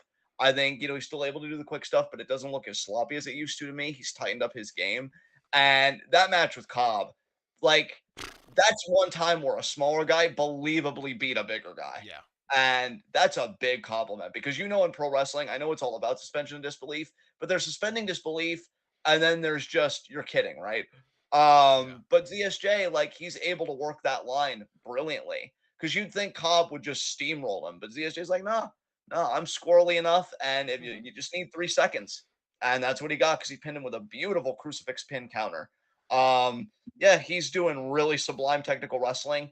And honestly, it's kind of embarrassing for him that he's associated with Brit Rest because I think he's so much better than everybody else in that style. So if you're a fan of technical wrestling, ZSJ is your hookup. Absolutely. Him and Danielson both, I think, are running the game right now. Holla, So if you hear me. exactly. So who rounds out your list, friend? Full disclosure, prior to making my overall list, I actually had Yota Tsuji at number 1 here. And I had who I have at number 1 now at number 2. But upon making my overall list, it just did not feel right to have Tsuji ranked above this person. So I switched them. Number 1 is Mercedes Moné. Interesting. I like it. I like it. Good shit. Because we kind of discussed how, Mayu ranked number 3 based on her match with Mercedes, but Mercedes in this grading period has also had that incredible triple threat with Hazuki and Azumi. Yes. And she also had the matches with Steph, I forget her name, the woman that she wrestled in the first round of the tournament for the New Japan Strong Women's Championship, and then she also had the great match with Willow Nightingale where she broke her ankle. So Right, right. Mercedes has had 4 really great matches in this grading period, and to rank her below Tsuji, given not only that she just put in more work this grading period, but also just my history of being a fan of hers and Tsuji literally being brand new, felt wrong, especially on the overall list. So that's why Mercedes ended up ranking number 1 for me here. I love how everything shaked out because I will be that guy. Number 1, Tsuji. Yes, I figured that was the case when he wasn't your number 2. Yeah. Um, like the reason why I even paused when you had him so high was because I suppressed myself saying, "Oh, he was my number 1," because I know we've kind of trained ourselves not to do that Yes. if it's like number Unless 1 or it's whatever. like immediately, yeah, right, yeah. Exactly. Um, yeah, dude, he is so freaking good. Yeah. But I can't believe, like, I wanted to say so much more, but I'm like, no, John, you'll get your turn. Just be patient. He came in, dude, I feel like with everything already. Yeah. The spear to Sonata was amazing. That was part of this grading period. Yep. And then obviously the Dominion matchup. I can't believe how well put together that match was. And he had just come back from excursion. Yep. Suji is him. He is not fucking around. He He's is like, him. look, yeah, 100%. Because he's looking at the New Japan landscape and he's like, all y'all fans complaining, I hear you. I'm gonna be the initiator of the change that's gonna make New Japan great again.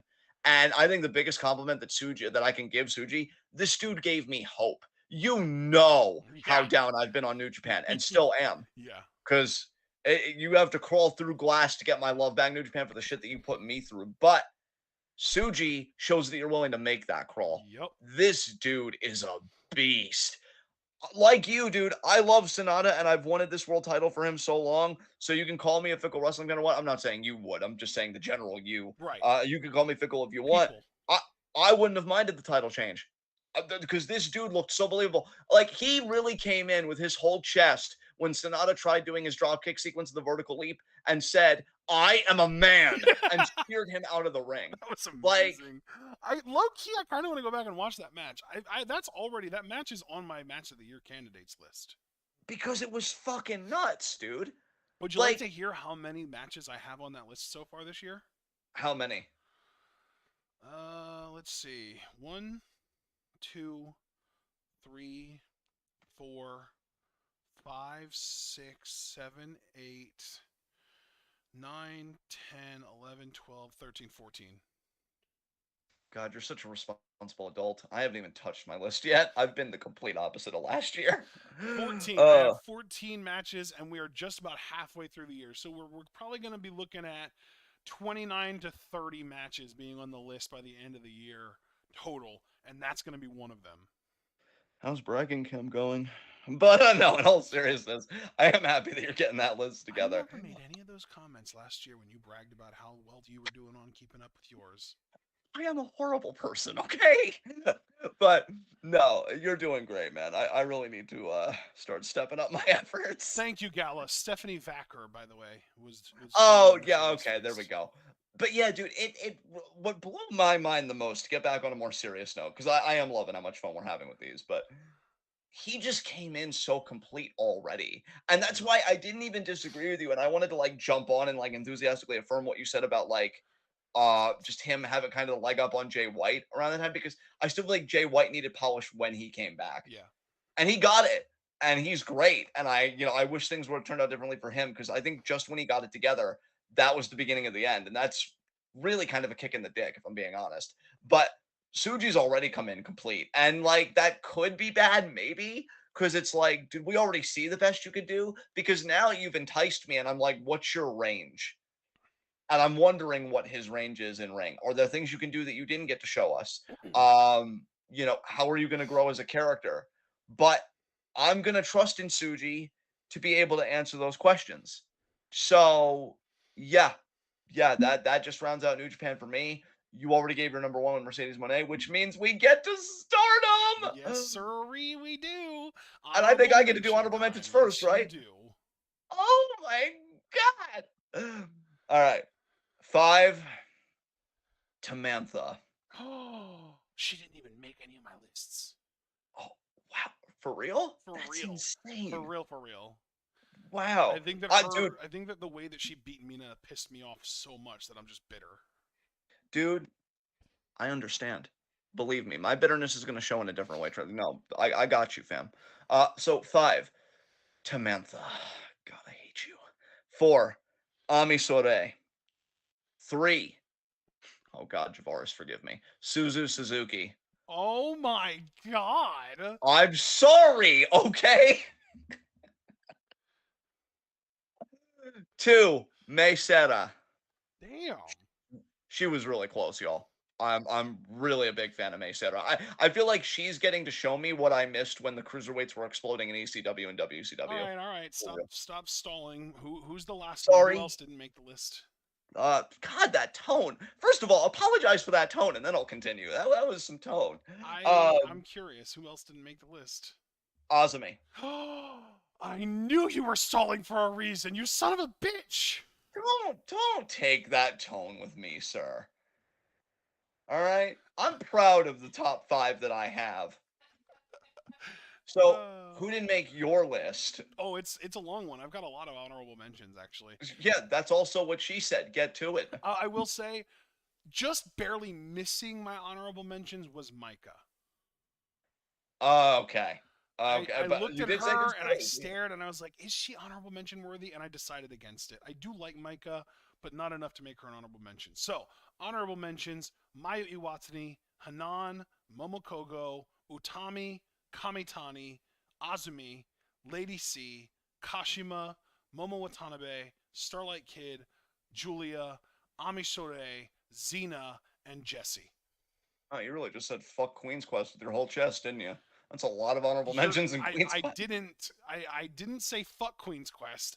I just feel like there have been more compelling things going on than Queen's Quest, and Queen's Quest also is kind of in shambles right now, so it's kind of hard to reward them when they're infighting so much. I'm just messing with you because you gave me tone a few seconds ago. But no, I get it, man. Stardom is so stacked that like it really says something about a company where an honorable mention for one person can very believably be a fave 5 for another person. Dude, Or honestly, when you hear my Fave 5, you'll understand why I couldn't fit any QQ members in there. no, dude, here's the thing. I already understand and I haven't heard it because you're not even kidding where there's been like other compelling stuff. But to get the ball rolling, number 5 for me, Hanan. See, now Um, I'm like, I love Hanan, she's great, but I can't believe you placed her above Suzu, Seda, and Azumi. I'm just loving Hanan's stuff right now, man. I'm loving her story. Um, I think she's really grown a lot.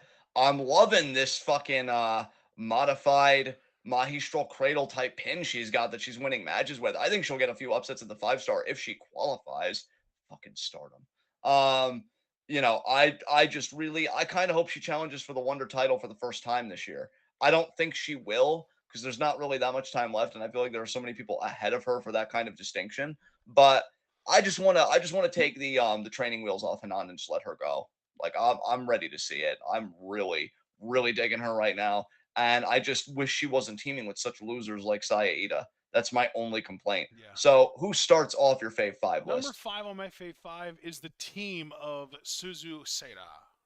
Nice. Now you did say you did at like, oh, is it can I make them a tag team? And I'm like, yeah, because they've been a tag team practically all the grading period. Yeah, Maybe just like a little bit, yeah. exactly. And their tag team has been fucking excellent to me. And I also do kind of feel like we're closing in on a time when I'm going to be able to start lumping Micah in with them because she's starting to team with them quite often as well. Yes. Yes. Yeah, dude, they're a great tag team. There's no doubt about that. I love Suzu's just fucking grittiness almost. Like, she's so legit and so, like, real feeling. And I don't know how to describe what I love about Suzu. There's like a certain je ne sais quoi that I really can't describe. And Sayla is just fucking adorable and sweet and fast and athletic, and I just adore her. And the two of them together, it's weird, but it's like It's like an angel teaming with a demon, but like the demon's cool as hell, and I love them together. Yeah, I love that. That's precious, man. That's beautiful. Um, so yeah. Next on my list, God, I love Stardom lists. Mariah May. Hell She made it. yeah! She made it. Um, she's she's everything. I really can't wait for her to win her first championship. Honestly, again, like we said about Suji with the world title, I know Mayu just got it, and God, I would love for that IWGP championship to get like a really credible champion with a somewhat long reign, like at least 4 to 6 months. But if Mariah were to beat Mayu, I wouldn't complain. This woman is so talented, and I think she's only 24 years old. She is. Uh, that's insane to me. And thank you, Mariah May, for single-handedly redeeming prospective blonde wrestlers. Because after Tiffany Stratton and Charlotte, I was gonna blackball the whole lot of them, and then you're like, oh wait, I got you. She's She fun. redeemed an entire hair color for us. I know. She's fun. She's charismatic. She can go in the ring. She's God, I love athletic her. as hell. Yes, and dude, here's the thing. We know she could be a scathing heel because she made Coco cry, which was great. But she can I also still be. haven't quite fully forgiven her for that, honestly. That sounds like a you problem. But she can. I'm sorry. She can also be a great babyface. Like she definitely has that energy. So yeah, Mariah's terrific. I'm curious if she made your list, but you haven't said anything yet, so we'll have to see how that plays out. Who's next on your list? Number 4 on my list is Mina Shirakawa. Baby. All right, you can talk about it. Oh, God. I love Mina, man. She's so wonderful, but this has been just such a depressing grading period for her because she won the Winter of Stardom Championship. Yay! She successfully defended it against Poi. Yay! And then she lost it to Tam. Boo! Not only lost it to Tam, But but had even her lost her super credibility. finisher that she just invented to win the damn thing 2 months ago kicked out of by Tam. Not Fuck! even foot on the rope, full blown kicked out of. Yeah, What are full you blown doing, kicked Stardom? out of. What the fuck? Stardom, why do you hate me? Why do you hate him? Why do you hate us? God. Uh, but yeah. Anything else you want to say about Mina? Dude, there's so much I want to say about Mina and how incredible she is and how much work she's put into this and how much she deserves the world, but we don't have the time. I mean, if you don't, I probably will later on this list. So do you want to at least take a crack at it? Maybe you can just jump in later. I don't know. Do you want me to just give the next person on my list? Yeah.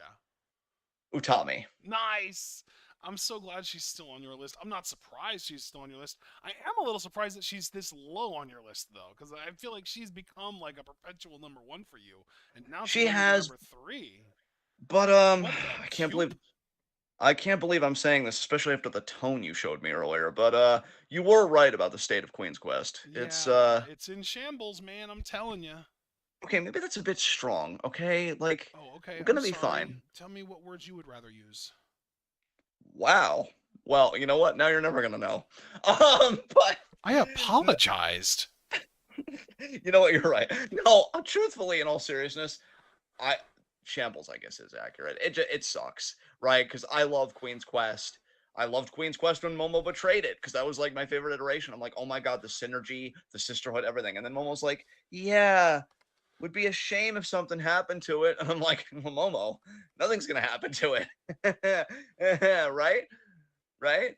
And then the rest, as they say, is history, at least for those that don't have to live with the scars every single fucking day. And then this is happening to Utami, my queen, who should be challenging for world championships and main eventing pay-per-views. And she's not. And it hurts a lot. But you find a way to live with the day. But she's still Utami, and she's still amazing, and she's still great in the ring, and still really compelling in her own way as a character. That is the one thing that I want to see come out of this story. I want to see more range emotionally from Utami. I want to see if she can dig down deep and what she has to show us, because I've always found her fascinating because of how reserved she is. But there comes a time, I think, for a wrestling character when that reservedness needs to give way to bigger priorities, whether it's maintaining a friendship, pursuing a dream, whatever is happening. And as the leader of Queen's Quest, this is the time when it's her faction that's falling apart, right? So, like, this should be as personal as anything for Utami. This is the time to really show her emotional range. But yeah, I still love her to death. And I'm just going to cut it off there. Who's next on your list? Number 3, Mariah May. I love that you had her just a little higher than me. So you go, man. What have you been loving about Mariah? Dude, here's the thing. I actually knew that Mariah was going to be number 3 very, very quickly. I very quickly put together my top 4. Like, I immediately was like, I know who number 1 is, I know who number 2 is, I know who number 3 is, and I know who number 4 is. And that was just like set in stone right there. Boom, done. And then it was like a kind of juggling who was number 5 between a few people, and then when I realized that I could group Suzu and Macedo together, I was like, oh, that locks it in. Boom, done with the list. And then I just put together the honorable mentions afterwards. But yeah, dude, in order of like who the most compelling acts in Stardom are for me, Mariah is just slightly more compelling than Mina to me. It's not by a lot, it's not by a significant margin, but she does beat Mina out because of the upside, the ceiling. Because I feel like Mina is so close to having reached hers already. Like, I don't know how much better Mina can possibly get, because as great as a wrestler that she is limited athletically. She's a little bit like, she kind of has something in common with Tam in that sense, is that while they're both incredible pro wrestlers, neither one of them is an incredible athlete. You know, Tam at one point in the past has even called herself a low speed champion. Like, she knows that she's not that athletic, and I think that Mina is cut from that same cloth. Mariah, on the other hand, is learning under the tree of Mina while having the athletic upside of like a Saya Kamitani or a Momo Kogo or someone like that. Yes. So yes. like, and being as young as she is, because she's younger than Kamitani and Kogo both. Like, Yes. she's, and also this is also the grading period where we got that Rossi tweet saying that he sees her as a potential for an ace. And that was amazing. Yeah, so very, very excited for Mariah May. Absolutely loving the work. Also, we got to see sexy Dynamite Princess this period, and I love that when she uses that gimmick, she completely changes up her moveset and her style sometimes. Like, she's just so talented. It's unbelievable that we went as long as we did being completely unaware of her existence, and then she showed up and we were like, ew, Tiffany Stratton, and then she was just like, no, fuck you, I'm me, and you'll see how much better I am than her. And we were like, okay, fine. And then she was like, right. She just proved us wrong completely. Emphatically, dude. Yeah, emphatically. Yeah, big time. Especially as a talker, because like, holy shit. We've had to struggle through some horrible Tiffany Stratton promos now, and Mariah on the mic is hilarious. I love her. Bro, to circle back to her really quick, because you know she was number 4 on mine. What's even more incredible about her is she's from the UK. So you have to figure, like, she got her start on the British independent scene, I would imagine. And so, like, she's part of BritRes, which I really don't care for, right? And, like, she does she's not a diamond fit in there. BritRes at all. Yeah, exactly. God. If anything, she more fits, like, the US style of pro wrestling, but I still would say that she fits Joshi better than she fits BritRes. Yeah, for sure. Sure. Dude, I can't wait for the next few years for her. And especially if she's really locked down on Stardom, which again, we've thought for a while because she was able to do Naniwa Roulette. Yet Rossi give that kind of comment about potential for an ace. Like, she is in, bro. She's like, no, I'm young enough. I'm gonna get all the experience I can in Japan. And even if I don't make my whole career here, which I don't expect her to, I'm not gonna be unrealistic. I think she's gonna get the most quality education she'll ever get in Japan. I mean, dude, let me put it this way. She obviously hasn't actually done it yet because of how young she is and how short of a career she's had so far, but I think we're looking at someone who could very easily be a WrestleMania main eventer in her career. Yeah. Dude, 100%. I think that's the type of talent and just overall package that we have with Mariah May. Like, if... Yes. Because we've seen Becky Lynch, Ronda Rousey, Charlotte Flair, Sasha Banks, Bianca Belair do it. I think they're the only 5 women that have ever main evented WrestleMania. Correct me if I'm wrong. Yeah, I think you're right. I think Mariah May, even if it takes like 12 years at this point, I think she could be on that list one day. Yeah, I agree with you 100%, man. All right. Number 2 for me, Starlight Kid. And I will be honest with everybody, so much of this is being carried by that new blood tag match. That was such an insanely good fucking tag match. Holy shit. Uh, she's amazing. Kid's aesthetic and her presentation, I've said it over and over again. I think it's one of the top, I'd even say top three in the company. Um, Her work rate and her move set, I love her matches every freaking time. I don't know if I've ever seen a bad Starlight Kid match. At most, I've maybe seen like an okay Starlight Kid match, which, given other wrestling I've seen, is still pretty damn good. Um, and I just can't wait for her to go on her singles run, which I've been saying a lot lately. I can't wait for the 5-star because we'll be getting a slew of kid singles matches. And yeah, like after that new blood tag match and her and Tomiko's interaction, extensive interaction in that tag match, yeah, I'm ready for it. Kid is fucking goated, dude. When they really are ready to be like, okay, it's your and Osmi's time, it's going to be a golden age for Stardom. I have no doubt about that. Kid as a future Wonder Champion is everything. I think she'll do great things with that belt, as will Osmi when her time comes. And I still hope for the day that we can call Kid a world champion, because goddamn if she's not earning it right now. So yeah, Starlight Kid was number 2 for me. Who's next on your list? I want to just take a moment before I say who number 2 is on my list to say that this is the closest that anyone has come to supplanting Hazuki from my number 1 spot since Hazuki has come back from her retirement. Holy shit. Who is it? Hazuki's still number 1. I'm just Yes. going to let that be known ahead of time. Everyone probably already knew it anyway. But I actually had my number 2 that I actually have now penciled in at number 1 before I really had to think about it and be like, oh, I can't have them above Hazuki on my master list because Hazuki is, it just doesn't make sense to me. So I had to put him down to 2. Number 2, Saori Ano. Damn. I love it because she hasn't even really like wrestled that many matches in the grading period, but she's just on another level so much that you're just like, maybe. I love that. I love that. Would you like to know how many matches she's wrestled in this grading period in Stardom that we've actually seen? 5? It's quite a bit more than that, man. Like more than Quite a bit double. more, huh? More than double that. 15? Well, no. Actually, you know what? I shouldn't say more than double that because I'm.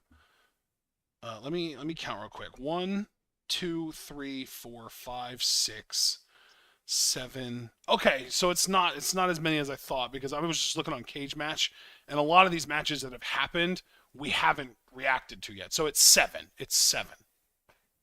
Yes. Okay. So I wasn't that But far off. Yeah. but you've got to remember though, we've also got to include that she debuted during this period because the show that her first Stardom match was on was All Star Grand Queendom, and that was during this grading period.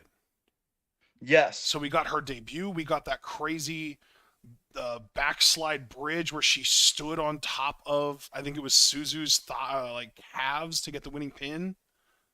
Yeah. Plus, all the backstage stuff, the press conference stuff, like she was already ranked really highly in my heart before she came to Stardom, but now that she's in Stardom and I can actually see her on a regular basis, she's shooting up even faster. Yes. I can't say I blame you, man. I So, can't say I blame you at yeah. all. Ano really pushed hard for the number 1 spot, but once I really started to think about it and I realized, like, how am I going to handle this on my master list, my top 10, I couldn't, with all good, in good faith, I couldn't put her at 1. But she is a really strong 2 and the strongest number 2 that I've had on a Stardom list in quite some time. Like, since, man, how far back do I have to go? Let's see. Maybe. Well, actually, I'm seeing here that June of last year, so literally a year ago today, I only had Hazuki at 2. So I guess it would be since then. Damn. Damn. So All right. strongest number 2 in Stardom for me in a year. All right. Number 1 for me, since we already know number 1 for you is Husky. Number 1 for me, Mina Shirakawa. Beautiful. It's been rough. Everything you said was true, but I was so happy for the title win that I called Abel, and Abel was even a little bit a part of our live reaction. Yes, that was so wonderful. He said, "Bye, Felicia." He did, and exactly that tone. I was enraged at the title loss. Yeah. Enraged. Yeah. And I think that kind of drives it, because that just shows how fiercely I've grown to love Mina Shirakawa and her story. I love her defiance in the face of losing everything when Tam condescendingly like, "Oh, you and Club Venus can rejoin Cosmic Angels, but you'd be number 4, right?" I've And never wanted to punch an adorable little Japanese woman more in my life than in that moment. yeah, yeah, absolutely. And I love that Mina, even in the face of defeat, still warns Tam, "Don't fuck with me." Yeah. I now hope that this woman wins the 5-star.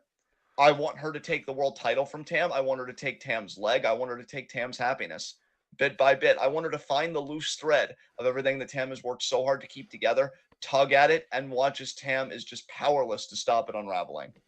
And again, that's just some residual Roman Reigns poison toxicity there. But I'm low key in my villain arc right now. But I'm trying to be a villain for good. Well, except for Roman Reigns, because he's clearly the bad guy. But Mina's the innocent one here, God damn it. She is. She's the She victim. genuinely is. And the thing is, too, like, yeah, no, she is 100% not in the wrong here. Everything that she has done has been above board. She's been perfectly fine. Yeah, I love her as a faction leader. I love how she treats her faction mates, because she genuinely loves them, to the point where New Blood was after she lost the title, and she still came out smiling and doing introductions for Sexy Yeah. Dynamite Princess and Waka. Yeah. Oh, God, I love her. I'm so happy that we have her and that she's gotten to the place that she is. Hell, dude, and she's earned it. Like, that's the thing. Like, when I say that this is a good year for wrestling and to focus on the positive, what I mean is look at the individual stories. Look at the people that remind you why you love this business, Yeah. the comebacks, Yeah. the hard work, just everything. And like, she embodies all of that.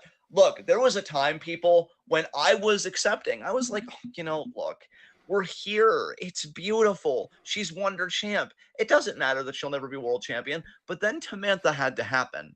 So because Tamantha had to happen, I'm now changing my tone.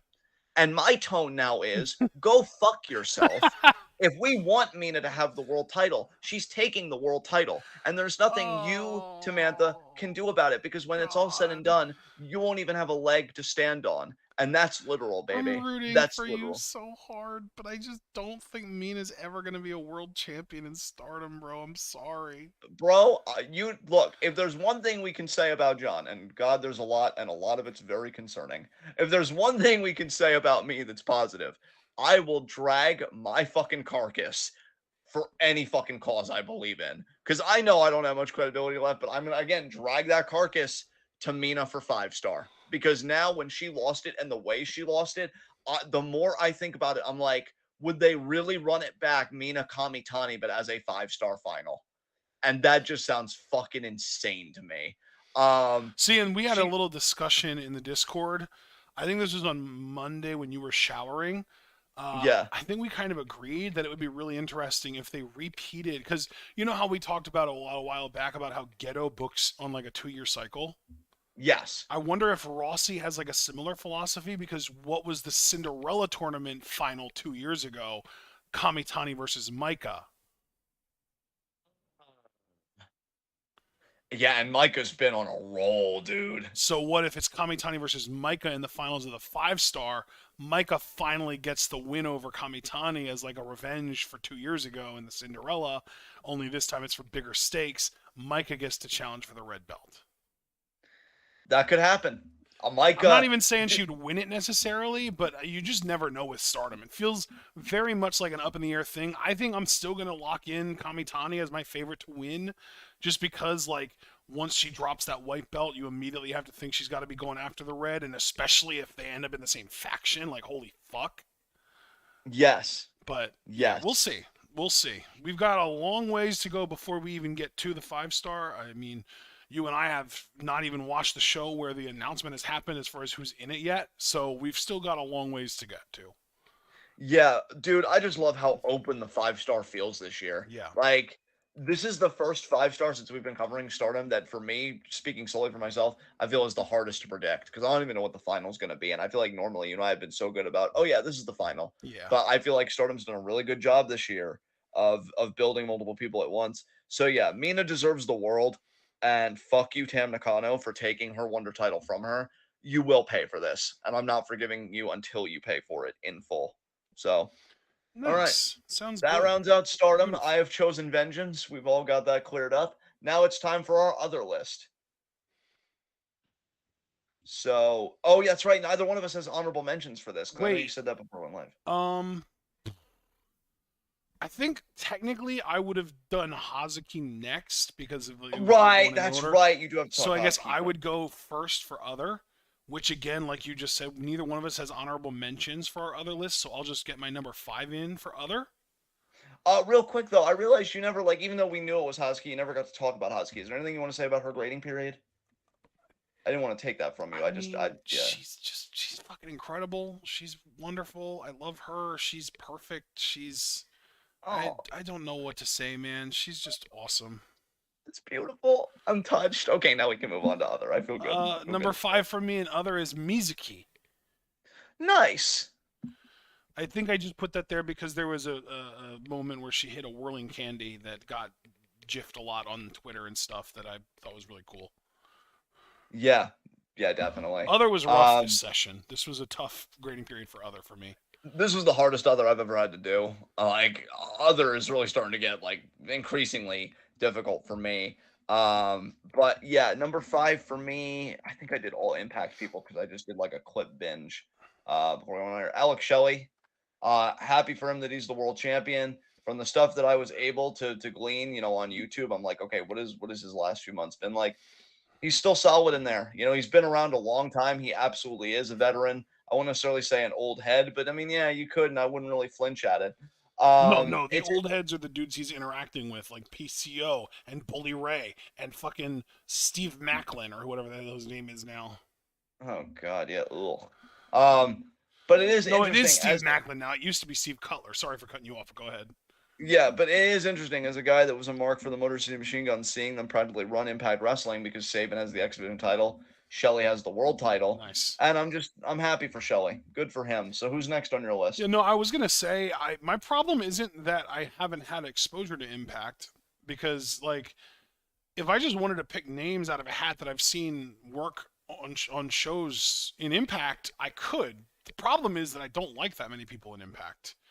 Yeah, Because absolutely. even like in the women's division, like I've seen Jordan Grace, I've seen Deanna Perrazzo, like there have been people that I've seen that I've even seen wrestle matches that I'm just not that excited by that I didn't even put on my list that I could have if I really wanted to if I wanted to stretch.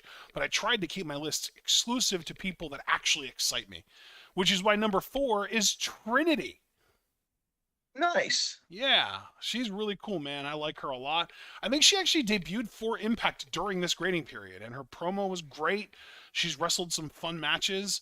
She's using her submission finisher to win matches for the most part, and yeah, she's just been really fun. And I'm looking forward to her challenging Deanna for the Knockouts Championship in July. Yeah, dude, that should be a great match for sure. Number 4 for me, Joe Hendry. We already know that I have some familiarity with Joe Hendry. I saw his retention of the Digital Media Championship against Dango, and that was pretty cool.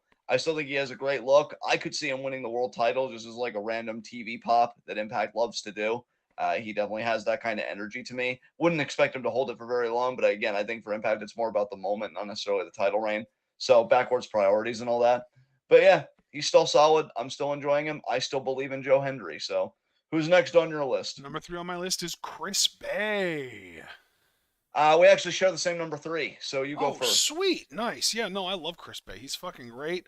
Every time I see him, I'm like, man, he's so cool and so different. I really wish he was literally anywhere else that had a television deal. Same, same. I got the same vibe from the stuff I watched of him before we got on here. I'm like, he's too good for this place. It's Like, like, it's like if you shrunk Swerve down a little bit because he is smaller than Swerve, but then like completely changed his personality around, like way different personality wise than Swerve. But like I compare him to Swerve because they just both have so much about them that sets them apart, that makes them so unique relative to everyone else around them. That's like, God, diamonds, man, diamonds in the rough. And I say in the rough because that's what they're surrounded by. yeah, dude. 100%. I've really got nothing really to add about Chris Bay because we shared him at number 3. I just think he's too good for this company, and I'd like to see him elsewhere. I even think AEW might be better for him, and that's saying something because, as Javar said earlier, AEW just hates black wrestlers.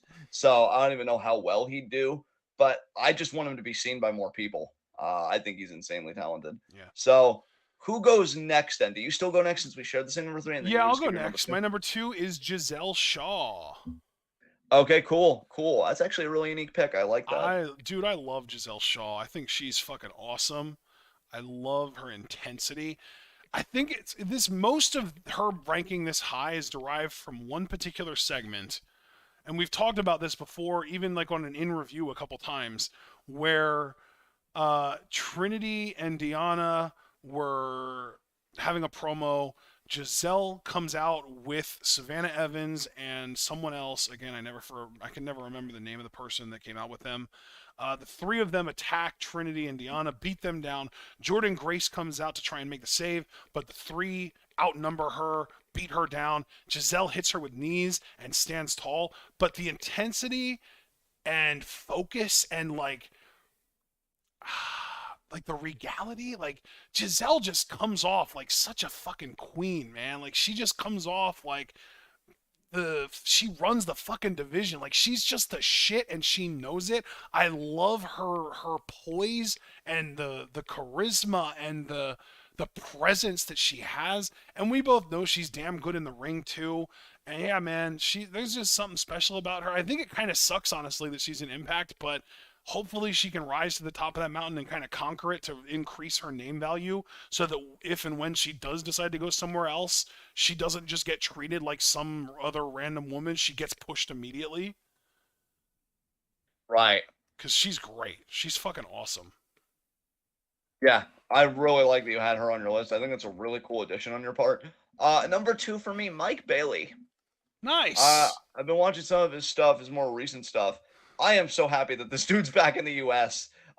He's legit, man. His strikes look great. They look stiff. He's got great energy. I've always thought he looked like just your quintessential good-natured babyface, and I think that's kind of what it is. But he brings the intensity where it counts. I know he's been working PWG shows again. We are so behind on PWG. I wonder when me and your mom are gonna have another PWG night because we're still watching like the recaps and like the highlight videos that they put out. Yeah. But yeah, I know he's that the doing last great. show that we watched was their first show back from COVID. Yeah. So there's been quite a backlog since then. Yeah. But yeah, I'm just happy for Mike Bailey, man. He's doing great and he deserves it. And Veda is also doing great. She's branching out, doing a lot of commentary. That's kind of become her passion, which I think is really cool. And I'm just happy for them both. And Mike Bailey's bringing it. If he wants to challenge Alex Shelley for the Impact World title, I think it'd be a hell of a match. So I'm here for it. Who's next on your list? Number 1 on my list is Maki Ito. Yeah, that makes sense. That makes perfect sense. She is going to be challenging Mizuki for the Princess of Princess Championship on the big Tokyo Joshi show that we're going to be reacting to coming up in July here. That should be a lot of fun. She put out a video recently mocking Cody Rhodes, talking about finishing the story. It was great. She's great. I adore her. I love her personality. I love her gimmick. I love her matches. Her matches are always amazing. I can't wait for the match between her and Mizuki. That's part of the reason why Mizuki was on my list as well at number 5. And yeah, just love Ito a lot. Think she's great. And another big reason I put her on this list at all was because it makes sense for me to want her to have her in my world top, like my global top 10 list. So here she is, and you'll see her again in my global top 10. Yeah, there you go. All right. Number 1 for me, Trinity. Perfect. Gotta say, man, I watched a YouTube short from Impact that was like a highlight breakdown of her debut match. Ah, And I was seeing her bump and do stuff that like I never remember her doing in WWE. yeah. And I'm like, so you did have the range. And I had the biggest smile on my face. Cause like there are some people like Cody, oddly enough, because you just mentioned him, that it's like, oh, WWE, the system was protecting you, the style was protecting you because you're not exposed. So you look like this really good worker. And by WWE terms, you definitely are. But if you were to go on the indies or if you were to go elsewhere that's a bit more exploratory, has a bit of a wider berth, let's say, gives you more breathing room, you'd be exposed. Trinity's the opposite. It's like, oh WWE man, was holding her back. exactly. And it's like, wow, look at this cool stuff you're doing. To the point where now I really can't wait for her match with Deanna. I think it'll be really cool. I think they'll do cool stuff together. I think their styles will have quite a confluence with each other to make magic in the ring. And I'm just happy for Trin, man. She's got an energy about her again. Even seeing those highlights, like she's got an energy about her where she really believes in herself and she comes off as super credible. And but it is bittersweet though at the same time, if I'm being honest, because when I see that Trinity tearing shit up, I'm like, God, you would have been perfect in Club Venus. Fuck, you would have been perfect in Club Venus. Why? Why didn't this happen for us? But I'm happy for her, man. She's out of the E. I know everybody was like, oh, if Mercedes is doing this thing, she should take Trinity with her. And I was always like, look, Trinity's a grown ass woman. She'll land on her feet. She'll find her own way, as she should be able to. She has. This was her choice, and so far the choice is paying off. She's looking great. So yeah, definite number one for me in the other category. She is killing it right now. Yeah. So that rounds it out for me. And All now we right. can get to Universal Top 10. Which you get to start. Oh my God. All right. Number 10 for me, Suji. Yota Tsuji is also my number 10. Wow. Dude, ESPN rules. 9, Takeshita. Konosuke Takeshita. Number 9 for me was Mina Shirakawa. Interesting. Okay. 8 for me is Swerve. Swerve Strickland. Number 8 for me was Mercedes Moné. Number 7 for me, hopefully once again, main event Jey Uso. Number 7 for me, Maki Ito. Number 6, Gunther. Number 6 for me, Damage Control. And now we get to the top 5. Ringing in the top 5, Mariah May. Samesies! Mariah May is my number 5 as well. Oh, I can't wait for when she rules the world. I want to listen to that song when we're done here. Yeah, I know you will. Number 4, my daddy and yours, Roman Reigns. Number 4, oh God, do I really want to say my mommy and yours? That's a little off. I'm just going to say Soriano. You know what? You could have gotten away with it. She has the energy, right? She really does. Oh God. You could have just been like, my mommy and yours, Saudi, because I'm just picturing Saudi being like, John, finish your trig homework. I don't even take trigonometry, but I would enroll if she told me to. Right, dude? I'm telling you, literally step on me. Saudi, I don't know how I could love you this quickly because I totally felt, you giving her the spot that you did. But I hate math. I would do math for her. Holy shit. That should tell you How everything. did she not rank on your list? You didn't even have her in your honorable mention. Did you just forget about her? I low-key forgot about her because, again, You're not going to forget about her next time, though, dude, because I've heard she's in the 5-star. I'm okay. Are you still there? Yeah. No, I made a sound. That's right. I made a very high-pitched, not at all aroused sound. I'm fine. I'm an adult. Yeah. I'm an adult. Yeah. I'm an adult. Yeah. So, yeah, we're all fine. Next, Utami Hayashishita. Oh, I love it. Hayashishita. That didn't work either. There we go. Number 3 for me, The Bloodline. Wow. Why'd you say it like that? What do you mean? Well, I mean, does Jimmy Uso really deserve to be that high after the disrespect he's shown the family? Driven mostly by Roman, who I have ranked higher than you. Thank you very much. Wow. You know what? Tone's kind of doing it for me. Keep it up. Because I know I will. Number 2, Starlight Kid. Wow. That tag match, dude, was fucking insane. I'm sorry. That was so good. Number 2 for me, the Mogul Embassy. Love that for you. I love how strong your love for Swerve is. And I know you love the other people in the faction too, but yeah. It's again, you're right though. It is driven mostly by Swerve. Yeah, absolutely.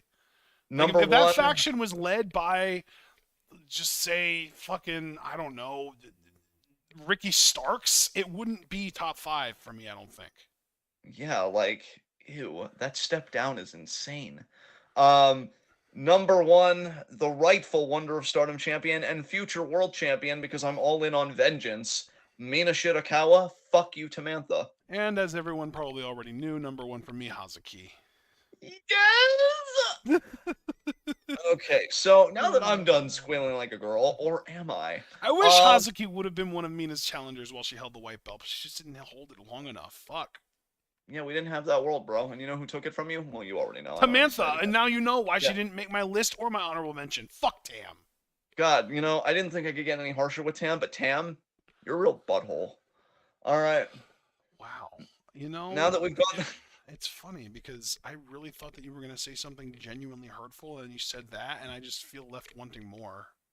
well, now that we've scorched Earth, I want to thank everybody who joined us. I really enjoyed this edition of Five Fave Five. I'm Good. giddier than usual. Nice. Um, So that feels really good. Leave a like as you file out, guys. Subscribe with the bell icon for notifications. So you don't miss any of that TWitWoW goodness. Check out everything we're involved in the description box. Follow us on Twitter and Twitch because we are the best in all the IWC. Be sure to comment down below with your Fave Five, or if you're a Discord member, maybe put it. I think it'd be most appropriate probably in wrestling discussion. What your Fave Five ended up being when you think about the grading period that we've set again post WrestleMania. Who has really impressed you in that time? Let us know. Talk to us. Talk to us. Talk to us. Been a while since I said it. Maybe bringing it back. Maybe not. Doing it today. That's all that matters. Check out everything we got in the description box. Follow us on Twitter and Twitch because we are the best wrestling podcast in all the IWC. And for our Discord members, we'll be seeing you like around 8:30 probably. For games and chill. It'll be a good time. And just see where the night takes us. And then tomorrow, actually, let's talk about tomorrow. Actually, do we agree for 5 for Saturday for the Stardom June 3rd show? Because I know we're doing in Oh, review at 10. I was just assuming we would just do 7 and then just get right into in review afterwards, pretty much. Oh, okay. Then yeah. Saturday at 7 p.m. we're gonna be doing the Stardom June 3rd show because they uploaded it super fast. Thank you, Stardom. See, we love you when you're like this. And then at 10, it's TWitWoW and reviews. So yeah, be there as we break down this week in the world of wrestling, which might be a bit more chill because some recent stuff that happened this week kind of was baked into the Fave Five. So there you go. So yeah, we'll see you all then. Be good to yourselves and each other. Tune in. Peace out.